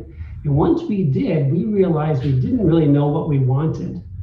And it showed, right? We lacked clarity and purpose. But how do you get clarity, right? We had no idea way back when. But over the next several months, once we became more calm, we started reading and listening to ourselves. That was the big thing, listening to yourself. But you can't do that when you're fearful and nervous. And we figured out some really powerful steps to get more of what you want, and we started using them.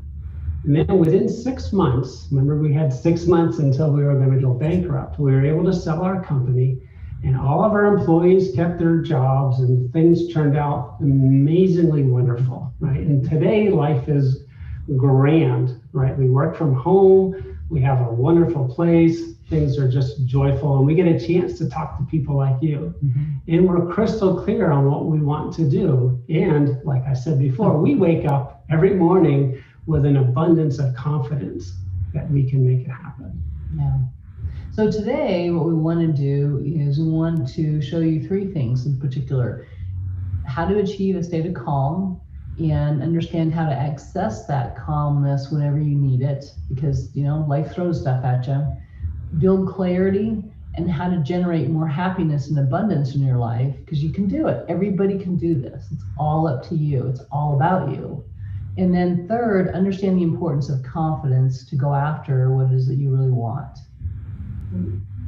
So it only takes a little change to make a huge difference.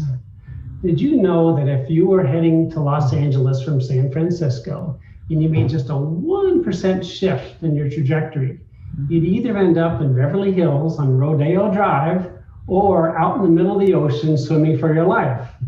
So it doesn't take much, but it's the continual application that makes all the difference. It's those tiny little shifts that can help you accomplish anything that you want. And if you don't have clarity on where you want to go in the intentionality in making the shift, you're just wasting your time. Yeah. So maybe you've learned a few things that we talked about, but let's get into the 3 details that we want to go to, right? Yeah. The first one is getting to a place of calm. And the reason calm is so important is because you can't listen to yourself if you've got a bunch of stuff running around in your head. And that calm sometimes takes a while to appreciate. You have to kind of understand what it's like to listen to yourself. What do you sound like? And often if you're not calm, you're really not coming from a place, if you're not calm, you are usually coming from a place of fear, worry, and probably frustration. All you want at that point is for whatever is bothering you to just go away. But when you have a sense of calm, you can really hear yourself think. And I remember when we were at our lowest point, we had absolutely no idea where to start. I mean, it was like we're in the middle of the ocean with a boat, no oar, and we had no clue where to go. But once we're able to tap into a mindset of calm, we're able to start to see what was really important to us. And it was really from this place of calm that we were finally able to put together an action plan that shifted over time. But we were able to take a step back from that constant fear and worry, the negativity that had pretty much been around us for years. And it was even though we had fear and worry, because it does still come back. I mean, even now it still comes back, but we could deal with it. And that was the important thing, is because we had that place of calm we could tap back into, it really enabled us to stay calm in the midst of really crazy stuff. Now there's many different ways to establish a calm mindset, but it's important that you find one that really works for you. And one of the ways that we use is meditation, right? Whether it's transcendental meditation or guided meditation. So Beth and I both learned TM way back in college. Many moons ago. Many moons ago. And it made a huge difference in our lives when we used it, right? I remember we practiced TM for 2 semesters in grad school, and we skipped, at least I skipped. I skipped for 2 semesters, right? And a huge difference in my grades between the semesters where I meditated and when I didn't meditate. Yeah. A lot of people think, meditation, geez, what a waste of time, right? If you're going to be successful in life, you have to work hard, right? You got to get some stuff done. Struggle. That's right. But how can you actually sit around and with your eyes closed and be still for 40 minutes and get stuff done? Well, you might be surprised that there's an awful lot of really successful people that meditate, right? Ray Dalio, the billionaire founder of Bridgewater Hedge Fund, meditates every day. Laura Dern, Sheryl Crow, Tom Hanks, Ellen DeGeneres, even my friend Katy Perry meditates every day, right? Meditation is an incredibly powerful tool. And there are nice apps out there like Calm and Headspace that you can use to start to slowly develop a practice of calm. We've had a lot of folks that say, geez, I just can't sit around for 20 minutes. Yeah. What can I do to get started? But there are ways to do it, especially if these apps are very helpful. And of course, Seth introduced us to Psi Time, right? Where you turn your focus and attention inward and listen to yourself and pay attention to what's going on. That is another fantastically powerful form of meditation. But no matter what you choose, just like any practice, just like going to the gym or learning how to write, right? The most important thing is that you get started and you do it consistently. So I'd like to see if people would like to chat and enter in the chat. What do people do around calm, right? Do you have a practice that you use? And is it working for you? Because we're all a bunch of powerful Seth readers here, but how are we applying it in terms of getting ourselves calm so we can listen to what's going on? So I'll listen, have some more questions that are out there. Yeah. So while you're putting some of that stuff in chat, I'll tell you, for years I've ridden a bike. I used to race many moons ago. A bicycle. A bicycle, yes. A So bicycle. not Not a motorcycle. motorcycle, bicycle. My other would have a conniption fit if it was a motorcycle. But it wasn't until we started to realize the importance of calm that I started to understand that really the reason I chose to ride my bike for 2-3 hours at a time when we were going through this difficult time was because that was the way for me to establish a sense of calm. I felt like I had some control. I could ride my bike, I could steer it, and I didn't feel like I was at the whim of all this other stuff that was swirling around us at the time. And so practicing calm doesn't necessarily mean sitting on a yoga mat or meditating. It may be something very different. But the thing that's really important is that it really works for you.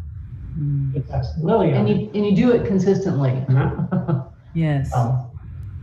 Okay. We do have some questions coming in. And there's curiosity about how you were able to turn this around in 6 months. It's a very dramatic story. Yes. So you took that pause in New Orleans, you opened the door to probe your thinking and ask, how did you end up in such a bad place? There's curiosity. What specific beliefs did you discover that were at play that had gotten you into that perilous place in the first place? Well, the biggest thing that I had was that I was a victim. Yes. Yeah, that I was a victim. I was a victim, and people should pick on me, right? I did a fantastic job of bringing bullies into my life. I was not a person who had a problem with that. I've always believed in myself. In fact, I remember for years I'd look at Peter, it's like, you have so much potential. What is your problem? Why can't you make this go? You know, and so we really are kind of a yin and a yang in many respects. And, you know, I had to step back from pushing him so hard. I saw the potential, but he clearly did not. And so part of what we discovered about ourselves was, as we worked on ourselves individually, I learned to work on just giving him space and letting go and not being frustrated. He worked on, you know, being proactive and not being a victim. And, you know, this took time. This took a lot of work. But I think the biggest thing that when I look back at that 6-month time frame was realizing that I had all this thinking going on in my head and I had not paid attention to it. It felt like this was something that just happened to you, not that I could choose or control or manage my thoughts. And at the very beginning, I realized I was quite judgy about things. And I realized that was a specific belief and action that I found about myself. That it's like, okay, so let's give yourself some time. Nobody cares about what you're thinking about this stuff. So just let it go. And it took a lot of that negative energy away, which was really, really helpful. Wonderful. Letting go of judgment, discovering the victim. Yeah, very powerful. It's been a theme in this conference. Absolutely. Helen Stewart is wondering, do you use intuition and other inner senses like dream work in a conscious way in the development of the technical aspects of your work? Very much so. Not so much dream. We really barely touched into the dream world, but intuition I rely on exclusively. I work in project management a bit, and you know, we're supposed to have detailed plans about what's coming next and things like that. But I've found that focusing just a couple of feet in front of me actually lends itself to more productive and complete work. So if I figure out what all needs to happen for 3 weeks into the future, I'm not paying attention to what's happening right now and not able to react to it. So I'll often go into a meeting knowing where I want to go, but not having to be so concerned about the detailed steps to get there. let's let the intuition, let's let the spontaneity happen. And it's amazing how much more productive we are when that happens. Yeah. And I'll just jump in and add that I was one of these people who had to schedule everything down to the gnat's ass. Yes. Like minute by minute, every second. Clean our schedule. Yes. So that is not the way to live your life. Just don't do it. If you do it, there's way better ways. And the thing that I've learned to do is trust myself. And let me tell you, this has taken a lot of work. It's a constant project. But now, in terms of the intuition, when there's something I know I've got to do and I get really frustrated, I walk away and I just let myself get distracted or do something totally different. And I'm patient with myself to let things kind of mix around in I'll say the deep space, and then it shows up. But I've had to build a relationship with myself that I trust myself enough that it will show up. So it's kind of a give and a take, but I'll tell you, it's taken a lot of work to get there. Definitely. I feel you. I know that. And maybe for this section, this could be our conclusion here. From Yvonne Bunamici, it says, often when imagining what I want, I can tell that in the background, I am truly thinking about loss. What I don't want. It seems to lurk insidiously in the background. Any hints on how to get rid of that? Yes. I have the perfect line for you because I do this all the time.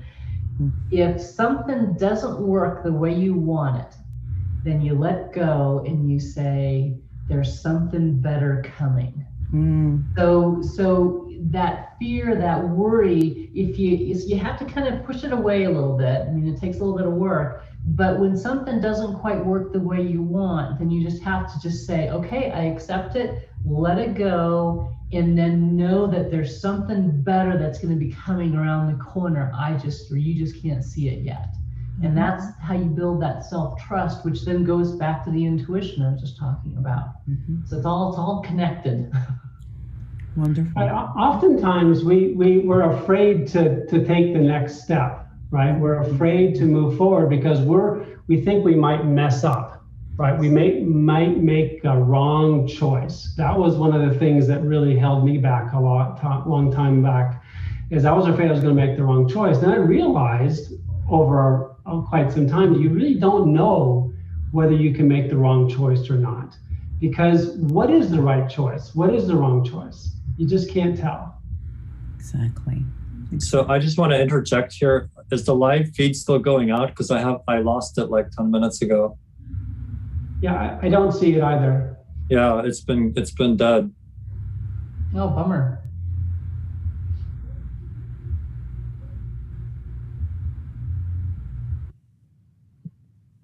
It's still going out? Okay. Let's just trust, I guess, because I cannot get it. Okay, well, that's fine. So this is a great example, right? So we could easily get ourselves all caught up and wondering what's going on and why me and all that stuff. But it's like, this is fine. This will happen just the way it's supposed to happen, and we'll just flow into it. And if it's just the 5 or 7 of us that get to watch this seminar, then we're the 5 or 7 that's supposed to watch it. That's right. Indeed. So we're just going to keep on going. Is that okay? Yeah, and then let's make sure Jeff keeps checking in to make sure there is a live feed going out. And we'll trust the rest. It'll all work out. Okay, sounds good. So we're going to get into the second portion that we're talking about right now. So once we've gotten ourselves into a place of calm, right, what do you do next, right? And this is where the second step comes in. Because once you're calm, your mind is open up to possibilities. Yeah. And you can see options that were once completely invisible. Right. So the next step, surprise, surprise, is gaining clarity, right? This is where you can wake up in the morning and know what you want to do. And it could be something as simple as going to the grocery store, or it could be something big like a promotion. But when you have clarity, everything changes. And I remember we started to make a shift in our thinking on that trip to New Orleans several years ago. from what we didn't want to what we do want. And it took practice. I mean, let me tell you, we were living in negativity. And so we had to catch ourselves. So it was like paying attention and saying, stopping, no, Beth, you don't think like this anymore. And it was practice that happened over a period of, I do it all the time, but then I had to do it regularly. I had to stop myself. And it's been something that we've focused on now for years, to pay attention to what's working and what's good in our life and not the negative stuff. Right. And most of us don't know what we want. And instead we focus on what's bothering us, right? And as you all know, Seth said, you get what you concentrate upon, right? There is no other main rule. So that tells you you should be focused on what you want, right? If you choose to focus on what you want, you need to know what it is, right? If you're wishy-washy about what you want, or worse, you only see what you want as the absence of what you don't want, right? I want this pain to go away. I wish people didn't hate me so much. Oh my gosh, this thing is a mess, right? You have no focus and no clarity. So imagine, right? This is back pre-COVID, right? You want to go out to dinner and you get into a taxi or an Uber and you start telling the driver that you don't want to go to the mall because it's so crowded and you really don't like the type of food that's served there.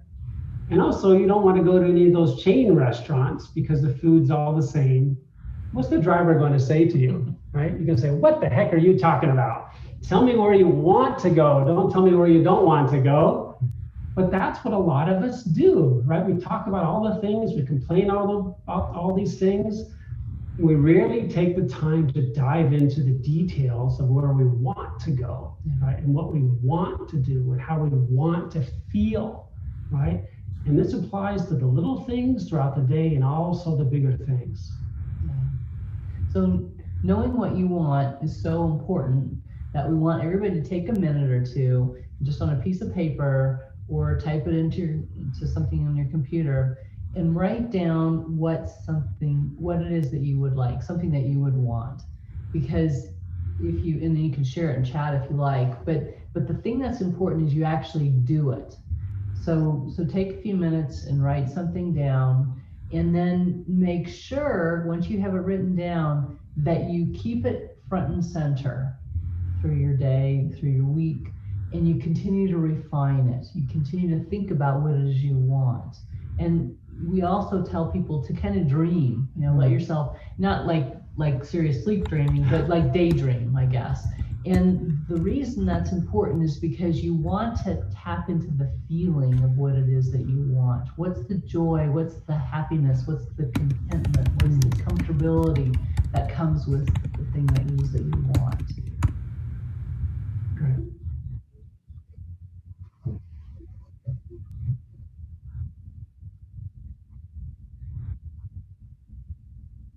Yes, Okay. I'm seeing that. No problem. Well, we'll just keep going unless Lilia, you have any questions about that? Let's see. Well, here's kind of an interesting one here. Again, it's sort of the process of how you're working with negative beliefs. Mm-hmm. And there's a reference to the video that we saw of Lawrence and sort of what he was talking about. He mentioned that sometimes he feels the pull to go back to, in his words, being a redneck and drinking a lot. Mm-hmm. So I read that as to fall back asleep, to go back into unconsciousness. What triggers that desire in you, and how do you respond to it? So I guess what you're asking is how do you respond to the situation where you kind of slip back into the old self? Yes, like you feel that pull, like before you know it, you're back in old habits. Right. Well. So one thing that we do is we really, really try to pay attention to what we're thinking about. I mean, it really goes back to what we'd started this conversation Yes. with. My thoughts matter, and I can choose my thoughts. So the closer I can pay attention, the more attentive and intentional I can be as to what thoughts are going through my head, the easier it is for me to catch that. Yeah. But sometimes you're right, all of a sudden you just wake up and you go, oh my gosh, how did I get here, right? This doesn't happen really as much as it used to. When I was in depression land, I'd find myself in oh my gosh, where did this come from? I'd realized that I'd been living in depression for the last 3 months and hadn't even realized it. So that stuff just doesn't happen so much for me anymore. What about you, Beth? Because you run into challenges every once in a while too. So going back to the comment I made about being, one of the things I realized is I was very judgy in my thinking, and it was really being that fly on the wall in my head and observing my thinking and my thoughts that really kind of gave me the guidance as to, well, do you want to think like this, or do you not want to think like this? So it was really asking myself that question. And when I asked the question, I asked myself, Beth, do you really want to think this way? Because when I put my name with it, it became very personal. It couldn't be just something that somebody says.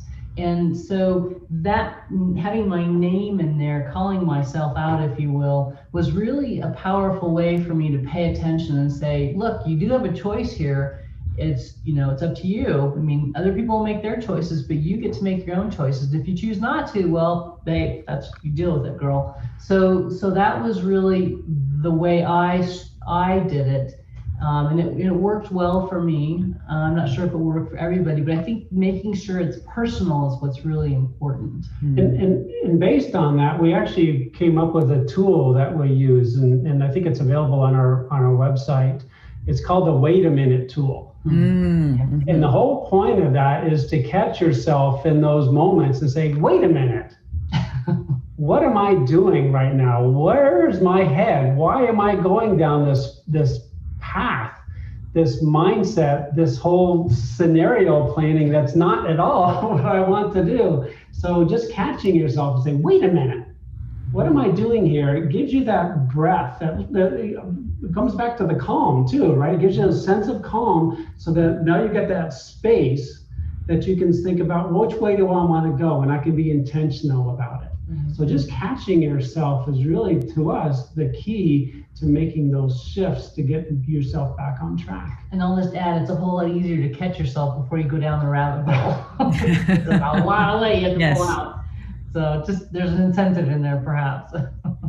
Definitely. I mean, again, it can be seductive. I have even just heard my husband and I say to one another, oh, I just want to check my brain at the door. Consciousness is just too hard in this moment. And that's why I go down and do some meditation. That's right. Come on, just chill out. Just chill. And the thing is too, that sometimes my mind is just a little too busy for a normal meditation. Then I use a guided meditation. Right? There's lots of powerful guided meditations, and they talk you through it. Whether it's Michael Seeley or Dawson Church, and there's lots of folks out there that have ways of helping you just kind of chill into where you are right now. Beautiful.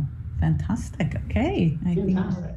All right. Well, we got one more step that we want to talk about, right? So having clarity is wonderful, but is it enough, right? Just knowing what you want.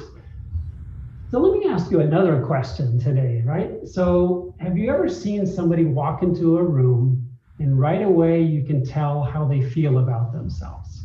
Even on Zoom, right? You can see on Zoom calls, you can say, it's like, okay, this person looks different than the rest of them, right? Or maybe they don't feel especially confident in themselves, or maybe they're coming across super confident, right? They're strong, they're empowered, they look great and know what they're talking about. There's energy that all of us push out constantly, and we're able to read it. Right, we know what people are feeling, whether we're tuned into it or not. So you want to pay attention to what you're putting out there, because everybody knows. That's right. There's no secrets on this stuff. Everybody knows. Yes. The third step is being confident, right? So when we tried to sell our company, we went out with an investment banker to see, if there were any prospects out there. But the answer was always no. And at that time, we were walking into the room and we broadcast loser because that's how we felt about ourselves. I mean, it was pretty obvious. And you could see why the answer was always no, right? Based on what Peter just said, and everybody here has had that experience.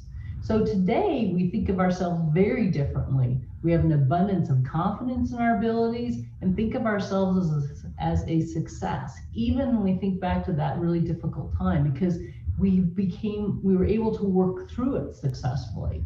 And we've now developed thinking habits that enhance and expand our confidence even when things get difficult. And people often think that confidence comes from external praise, right? And having lots of success that you get recognized for. But it doesn't, right? So confidence comes from within. In fact, because it comes from within, it's so much more powerful because people can't take it away from you. Now, what if I told you that you have blue hair, right? Now, I can't see everybody, or I can't see anybody for that matter on this call. And you might have blue hair, but my guess is you probably don't, right? Now, what's your automatic response when I said you had blue hair? You probably just dismissed it right out of hand, right? You know you don't have blue hair, and you just let it slide on by. But imagine you just finished a presentation at work, right? And you felt pretty good about it. And maybe even someone says, oh, you did a nice job. But maybe someone catches you out in the hallway, maybe someone you barely know, and they say that your presentation was a mess. You did a bad job. How would you feel then? Right? You would start to question yourself. Maybe you didn't do a good job. Now, when I said you had blue hair and you didn't believe me, that didn't bother you whatsoever, right? Because you're confident your hair wasn't blue. But maybe you don't have that same level of confidence in your presentation skills, right? So if someone asks you or tells you, maybe someone you barely know, you start to question yourself. And that's why you want to build confidence from the inside out, so that you know, and other people's opinions really don't have any impact on you. Yeah. And oftentimes people think, oh, you're just born with confidence. This person just has a lot of self-confidence. But in fact, you really develop it over your lifetime with the different experiences you have each and every day. So looking at a list of things that you've put together, things that you've done well, things you're proud of, doesn't necessarily need to be what other people tell you, but what you think is really good work. That's a great way to start to begin to see yourself as a success, which in turn helps you to build your confidence. And now let me ask you a question. Peter already asked one, let me ask you another one. So how many of you regularly look back at your accomplishments as a practice? Okay? It's a really simple habit that you can use to develop and give yourself credit, recharge yourself with positive feedback, positive memories, positive experiences, especially when things are tough. You make them, now another I'm going to shift here a little bit, but if you think about yourself going through the day and you make a mistake, do you rehash that mistake again and again? Do you ruminate over making that mistake? Do you tend to think about yourself negatively? It takes a little bit of effort to refocus your thinking, but it makes a world of difference. You build confidence every time you think about yourself in a positive way, and you think about yourself as a success. And when you do it on a regular basis, that's when you start to build that energy that builds up your confidence. Really, really important. So one of the ways we use to judge whether you're building up confidence. We're not judging people. What are you talking about? Well, Assessing. Exactly. It's already helping people, right? That's right. Is to ask, are you your best friend?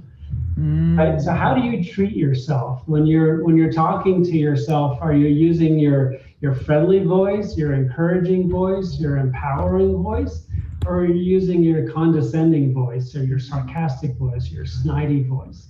Right? Listening to yourself makes a huge, huge difference to whether you think of yourself as your best friend or an enemy that wants to beat yourself up. Right. Right? It makes a humongous difference in building up your confidence when you have your best friend in your corner that's trying to tell you all the good things that you're doing and encouraging you to make it all happen. Right. I mean, think about it. If you're somebody's best friend, or you've got somebody that you're best friends with, would you say those same things to your best friend that you say to yourself? And if the answer is a big fat no, well, then I would seriously go back and rethink about how you think about yourself, because you can choose that. You get to choose that. Nobody's telling you that. You can choose that. And that's a good example of a belief that just gets in your way. You're tripping over all over the place, and it's deflating your world for you. And we talk about you can choose all the time. And like we mentioned earlier, You Can Choose is the name of our organization. You can choose.info if you're interested in looking at there. And that's where we talk a little bit more about calm, clarity, and confidence, right? Because we use these practices every day to help us become who we want to be, right? We've shifted our thinking because we're more calm. We meditate every day. We have clarity. We think about what's important to us. And then over time, because we have those first two in place, we've developed more and more confidence to go after and be successful what we're doing. Yeah, it's a big difference. Yeah. So we really enjoyed our opportunity to get together with you today. It looks like our videos did go down on YouTube, but it's up and running in other places. So if there are questions that Lilia you're able to pull in, we'd love to get a chance to answer those. Yeah, I mean, definitely. While we were with the feed on Facebook, people just again sharing people have been readers of Seth from probably the 70s, maybe the longest running, and up until with ranging just within 6 months of a transformative experience. So there's quite a range. And it seems that meditation is definitely something that people do, and gratitude practice. Yes. Gratitude. That's Gratitude another is one that has so come great. up. I mean, just thinking about where you are right this minute and all the beautiful things you have around you, right? It's so easy to get caught up in reading the newspaper or listening to what people are complaining about. It just takes you down into all these little cycles. So I'm glad gratitude and appreciation come up there, because it's just, if you can immerse yourself in that, it brightens your whole day. It's pretty hard to be pissy when you're grateful, I'll say. Yes, they can't coexist in the same space. That's right. So fill yourself up with that. There's no room for the other. Absolutely. So right, you talked about confidence and really building that from within, and I loved how you said that you're not born with it, that you cultivate it. And yesterday, EJ's presentation, the closing presentation for the day, really made great reference to that, how the habit of perfectionism really erodes confidence. So I'm wondering what your experiences with perfectionism have been. Oh my gosh. And how you worked with them. So that is a word, that's a good example of a word that does not belong in your vocabulary. Because by the way, if there is ever anything perfect, how would you ever know it's perfect? And oh, by the way, whatever you have at some point that seems perfect, it's going to change. That's just life. And so having the ability to flex and bend is so important. And even though there's been, this last year, I mean, COVID's been a huge challenge for so many people around the entire world. On the other hand, there's a whole lot of opportunities in there, because all the assumptions we've had before don't matter. They don't make sense anymore. So what are you going to do about it? How are you going to move forward with that? And so having a view of perfection assumes that there's something that can be perfect, versus be open to all the possibilities. You can't know what the possibilities are. I remember years ago, there's a guy that we met who was at SLAC at Stanford, which is their linear accelerator. They do a lot of amazing experiments there.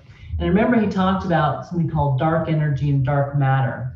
And if you think about that, that makes up so much more of the universe, and we only know a little bitty sliver. So I've told people, if you think you have 5 senses, maybe you have 250,000 senses. You just don't know what all the other ones, just 5 are. Well, guess what? If you're not open to all the possibilities, you're missing out on so much stuff. Exactly. So there's no such thing as perfect. That's a word that shouldn't even be in the dictionary. Can I read a short little piece here from our book, You Can Choose? Sure. So it's called In Search of Perfection. In search of perfection. Have you ever wanted to be perfect or have a situation turn out perfectly? Well, what is perfection? It implies once it's reached, there is nothing better, no way to improve upon it. But doesn't that depend on the person's perspectives? We've all been in situations where the temperature is just right for us, only to have someone adjust the thermostat to meet their needs. When we strive for perfection, we miss out on all the aspects of life that give it color and depth. We may want perfect kids and perfect homes and perfect friends, but when we miss out on all the fun experiences that spontaneously happen from deviations away from our perfect something. Instead of perfection, think of fabulous. A fabulous outcome can have good parts and some not so good parts. It is an accepting of all those parts that makes it fabulous. Oh, that is fabulous. That's wonderful. Oh, love that. Really love that.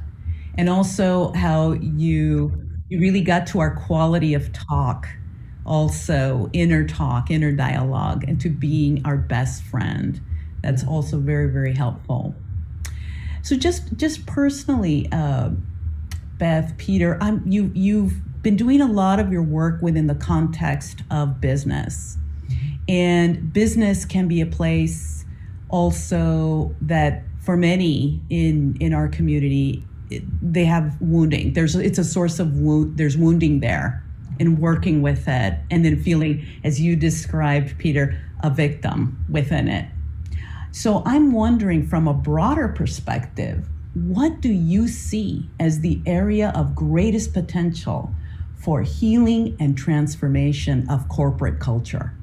Interesting. Awesome question. So the thing that's so important is remembering, first off, it's all about you. And it's not about anybody else unless you choose to allow it to be about somebody else. So you have the ability to choose right there, right up front. Now, if your boss is yelling at you or a customer is yelling at you and this and that, just be in the moment, but understand that you can choose exactly how you're going to react to that.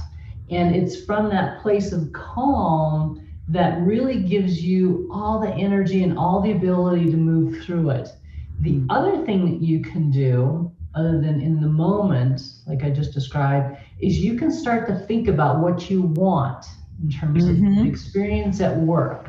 So I want this part of my boss to show up that's kind, that's generous, that's grateful, that appreciates me. And you focus on that, and you don't focus on the negative stuff, because that's what we did, and guess what? We were in a pretty negative place. Yep. So you have that choice, and you have to sometimes remind yourself regularly, wait, I gotta think. I don't want to think like this anymore. I want to think differently. So it takes practice. But the great thing is it's easy to do if you keep doing it. It gets easier and easier and better. So I think those two things would be the way I really use to kind of launch yourself forward tomorrow morning, perhaps. Yeah, I'm glad you asked that question, because a lot of us focus on how do I change society? How do I change corporate? How do I make the world a better place? And the great thing about it, you only have one person that you ever have to make a better anything of. You. And it's just you. Because as soon as you start making a change to yourself, everything out there changes around you. Yep. So you don't have to go and make your company better. You don't have to make society better. You don't have to just make yourself better. Think about yourself in such a better way. And then all of a sudden the world will just become more and more and more like you want it to be. So sort of you can take the pressure off. Absolutely. That's right. Exactly. You're the only one who puts it on, so you can take it off, right? So it's all up to you. It's all about you. And it really comes back to your thoughts matter and you can choose your thoughts. I mean, honestly, if you could just stick with that, everything works and makes a difference, right? The company doesn't matter because you matter, right? Once you figure it out yourself, then the company will translate into who they want to be. Or you won't work there after a little while because they're not ready for you, right? There's so many folks that I talk to that says, I'm losing so many of my friends. I go, well, they probably weren't really your friends. Yeah. Right? Because there's better friends out there for you. It's like moving forward. Because you're now stepping up for yourself, right? You're standing up, you're asking for what you want, and these people are no longer, they're not there for you anymore. And it's because they really weren't there for you before. They like the old you who was a victim. They don't like the new you who's empowered. Absolutely. Yeah, that's so glad that you remind us of that, Peter, because yes, definitely that may happen. And so again, walking the path in trust, it's because you're moving closer to what you do want. Yeah. It is materializing, and this is the process. Sometimes some things, they leave. Exactly. Very and that's true. okay. Let them and go. That's okay. Move on. Absolutely. Yes, so I think we are at 5:04, and I'm checking in with our illustrious team, Tom and Jeff. How are we doing just in terms of how this is calibrating? We're kind of feeling our way. Sorry?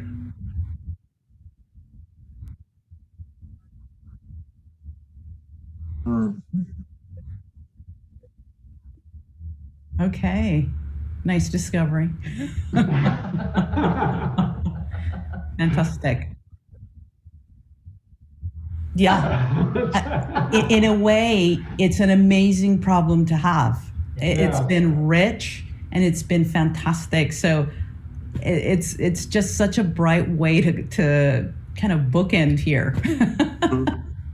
Yeah, and I feel like your guys' presentation was just a really nice way to bring closure to the conference, because you really brought it down from the really heady level of the Seth material to very practical, everyday ways that we can implement the material, and just those everyday steps that we can take to really transform our lives, and really bringing it back to, we do create our own reality, but taking it out of this metaphysical realm and into practical everyday action, where it's just that moment to moment, how we're choosing the thoughts that we think, the beliefs that we buy into, which then generate all the feelings, the thoughts, the behaviors. It's always coming back to us. And that's how we began the conferences, with this idea of how can we step into our own true power and really implement the Seth material in our own lives. So it's been a really great bookend here to finish with you two. So thank you. Our pleasure. Our pleasure. Yeah, we really enjoyed being a part of the Seth Conference. I'm so happy that you guys put this together. It turned out wonderful. Yeah, we're honored that you asked us. I mean, it's like, wow. It's like, wow. Fabulous. Yes. Yeah. Well, great. So we'll say goodbye to you two, and then we'll just give a sense of closure between us three here. And Jeff, maybe you can also bring yourself in to live view as well, because we know you're not on the live feed at this time. So thank you, and we wish you a fun, good evening to you too. Great. Thank you. Thank you. Bye-bye. Bye-bye. All right, and Jeff, are you going to bring yourself in? Oh, you got in. Okay, great. All right, so it's just us three now. And so I just want to begin to bring it in with appreciation and just so much gratitude. First of all, for these two wonderful beings, my co-creators, Jeff, the technical wizardry, the ability to manage multiple streams of information, some pre-recorded, some live, coming in from many angles, from different parts of the world, different time zones, the ability to technically mastermind it, is similarly to the way the higher mind masterminds, the soul, the oversoul, all these aspect cells and the interconnections. Jeff, you're really crystallizing that on the physical realm, enabling all of us to communicate in this incredible matrix that you're just holding technologically. It's just really profound. So thank you for that technical wizardry. We bow down to that because it's just amazing. So thank you.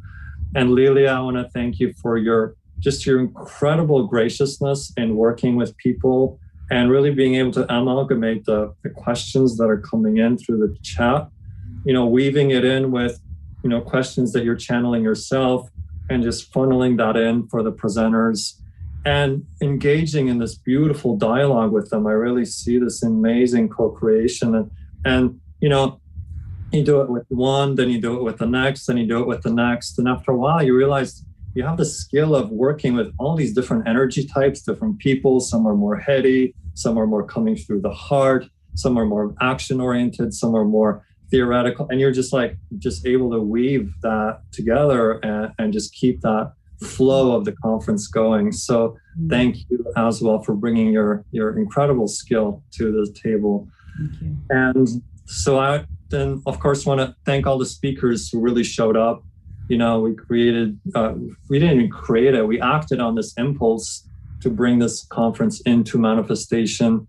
And so thank you for all the speakers that showed up and said yes, that got on board, because we really started all weaving together this incredible harmonization and matrix. It's like weaving this string of pearls together. All of you that said yes, every time someone came on board, the vision got bigger and bigger and bigger. Another way of putting it is that, it was already done in Framework 2. And every person that says yes reveals another facet of this multidimensional crystal. Each yes, another facet. And the conference literally just revealed itself to us in its completed form. It's like, and then we're just channeling it into existence. So everyone that said yes, it's just this another light came on, and it's incredible. And we appreciate your effort.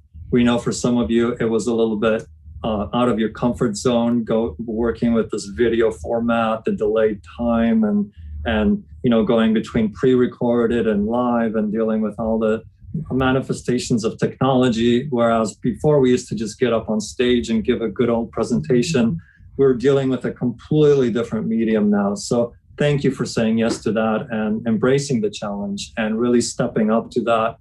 And some of these presentations, all of them had this incredible charm, and everyone it was like this pieces of a puzzle, click, click, click, click, click, click, click. And we're just doing our best to create a sequence and an arrangement of speakers. But it was really just, we're seeing as the conference plays out, how one speaker's, their presentation kind of leads into the second one. And there's this weaving of consciousness that we couldn't even figure out with our physical minds. We just see after the fact that, oh, that went really well together. Oh, I can see why this person spoke there. And so we're seeing the emergence of all of this. And so thank you for all the speakers who really put their heart and soul into this and really showed up and became a part of this multidimensional crystal that we created together. And thank you for all the people who tuned in from all over the world for being in this field, because you are as much a part of this creation as all of us have been. And each of you is a facet of this multidimensional crystal. And we're literally bringing together, as we weave ourselves together, we're creating a new society. We're implementing the material and vibrating. And that vibration, when we co-create together like this, come together like this, we send out a beacon, a light, a frequency, a calling, and it attracts more people. It's like we give permission for others to do more of this. And we all know how in the last several years, the world has really gone through a lot of negativity and a lot of change and a lot of transformation. We see that there's certain channels out there that are spewing, all kinds of negativity, toxicity. So it's almost like anything goes. And that's the ultimate permission to step into our vibration, because if that can go in the world, certainly the love vibration has a place. It absolutely has a place. So I encourage each and every one of you to act on your impulses, even as you acted on the impulse to be a part of this conference, to really step into that and continue that and allow yourself to be the beacon of light and to spread this vibration. If you're inspired to share your gift with the world, now is the time. The world we're ready. The world is ready for your unique gift, and you have that incredible unique gift to share. And I just, may this conference be an inspiration and allow you to really bring that into the world. And with that being said, the three of us having acted on this passion, on this impulse, we're realizing that what is being revealed to us as we speak even is a larger umbrella that we call the Modern Mystic Mystery School, which is a larger umbrella that will be a place where more and more of us can share our unique gifts with the world. And so with that, look for more exciting adventures that we will engage in. And we are creating that sense of umbrella, within which more and more of you can come out and share your gifts. We'll facilitate that through interviews, through future conferences, and creating a space, a platform, and a launch pad that more and more of us can ascend and follow those impulses into more and more of our true natural selves. So with that, I want to open it up to Jeffrey and Lilia, if you want to have anything to add to this beautiful closure here now.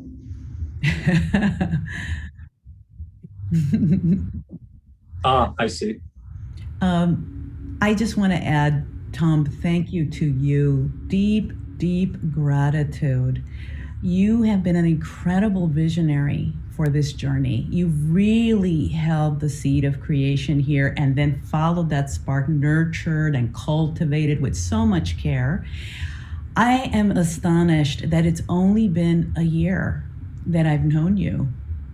And things have blossomed and materialized that beyond our dreams in many ways. I mean, I think what brought us together is the vision of the mystery school, to really dive in. And then before you know it, you're channeling. Before you know it, you're putting together a conference. Before you know it, all of these amazing steps. So I just want to thank you for your visionary self, for believing in yourself, and really holding that tone for us. And being that light, guiding us forward. Thank you. Deep gratitude for you. And not to mention, of course, your amazing presentation abilities. That goes without saying. But just that role of vision, it's tremendous. Thank you. Thanks. I received that. Yes. As I learned to say from you this morning, like taking it in and following on what EJ has said, rather than kind of diminishing ourselves, just allowing ourselves at least to receive, when someone gives gratitude, I received that. Thank you.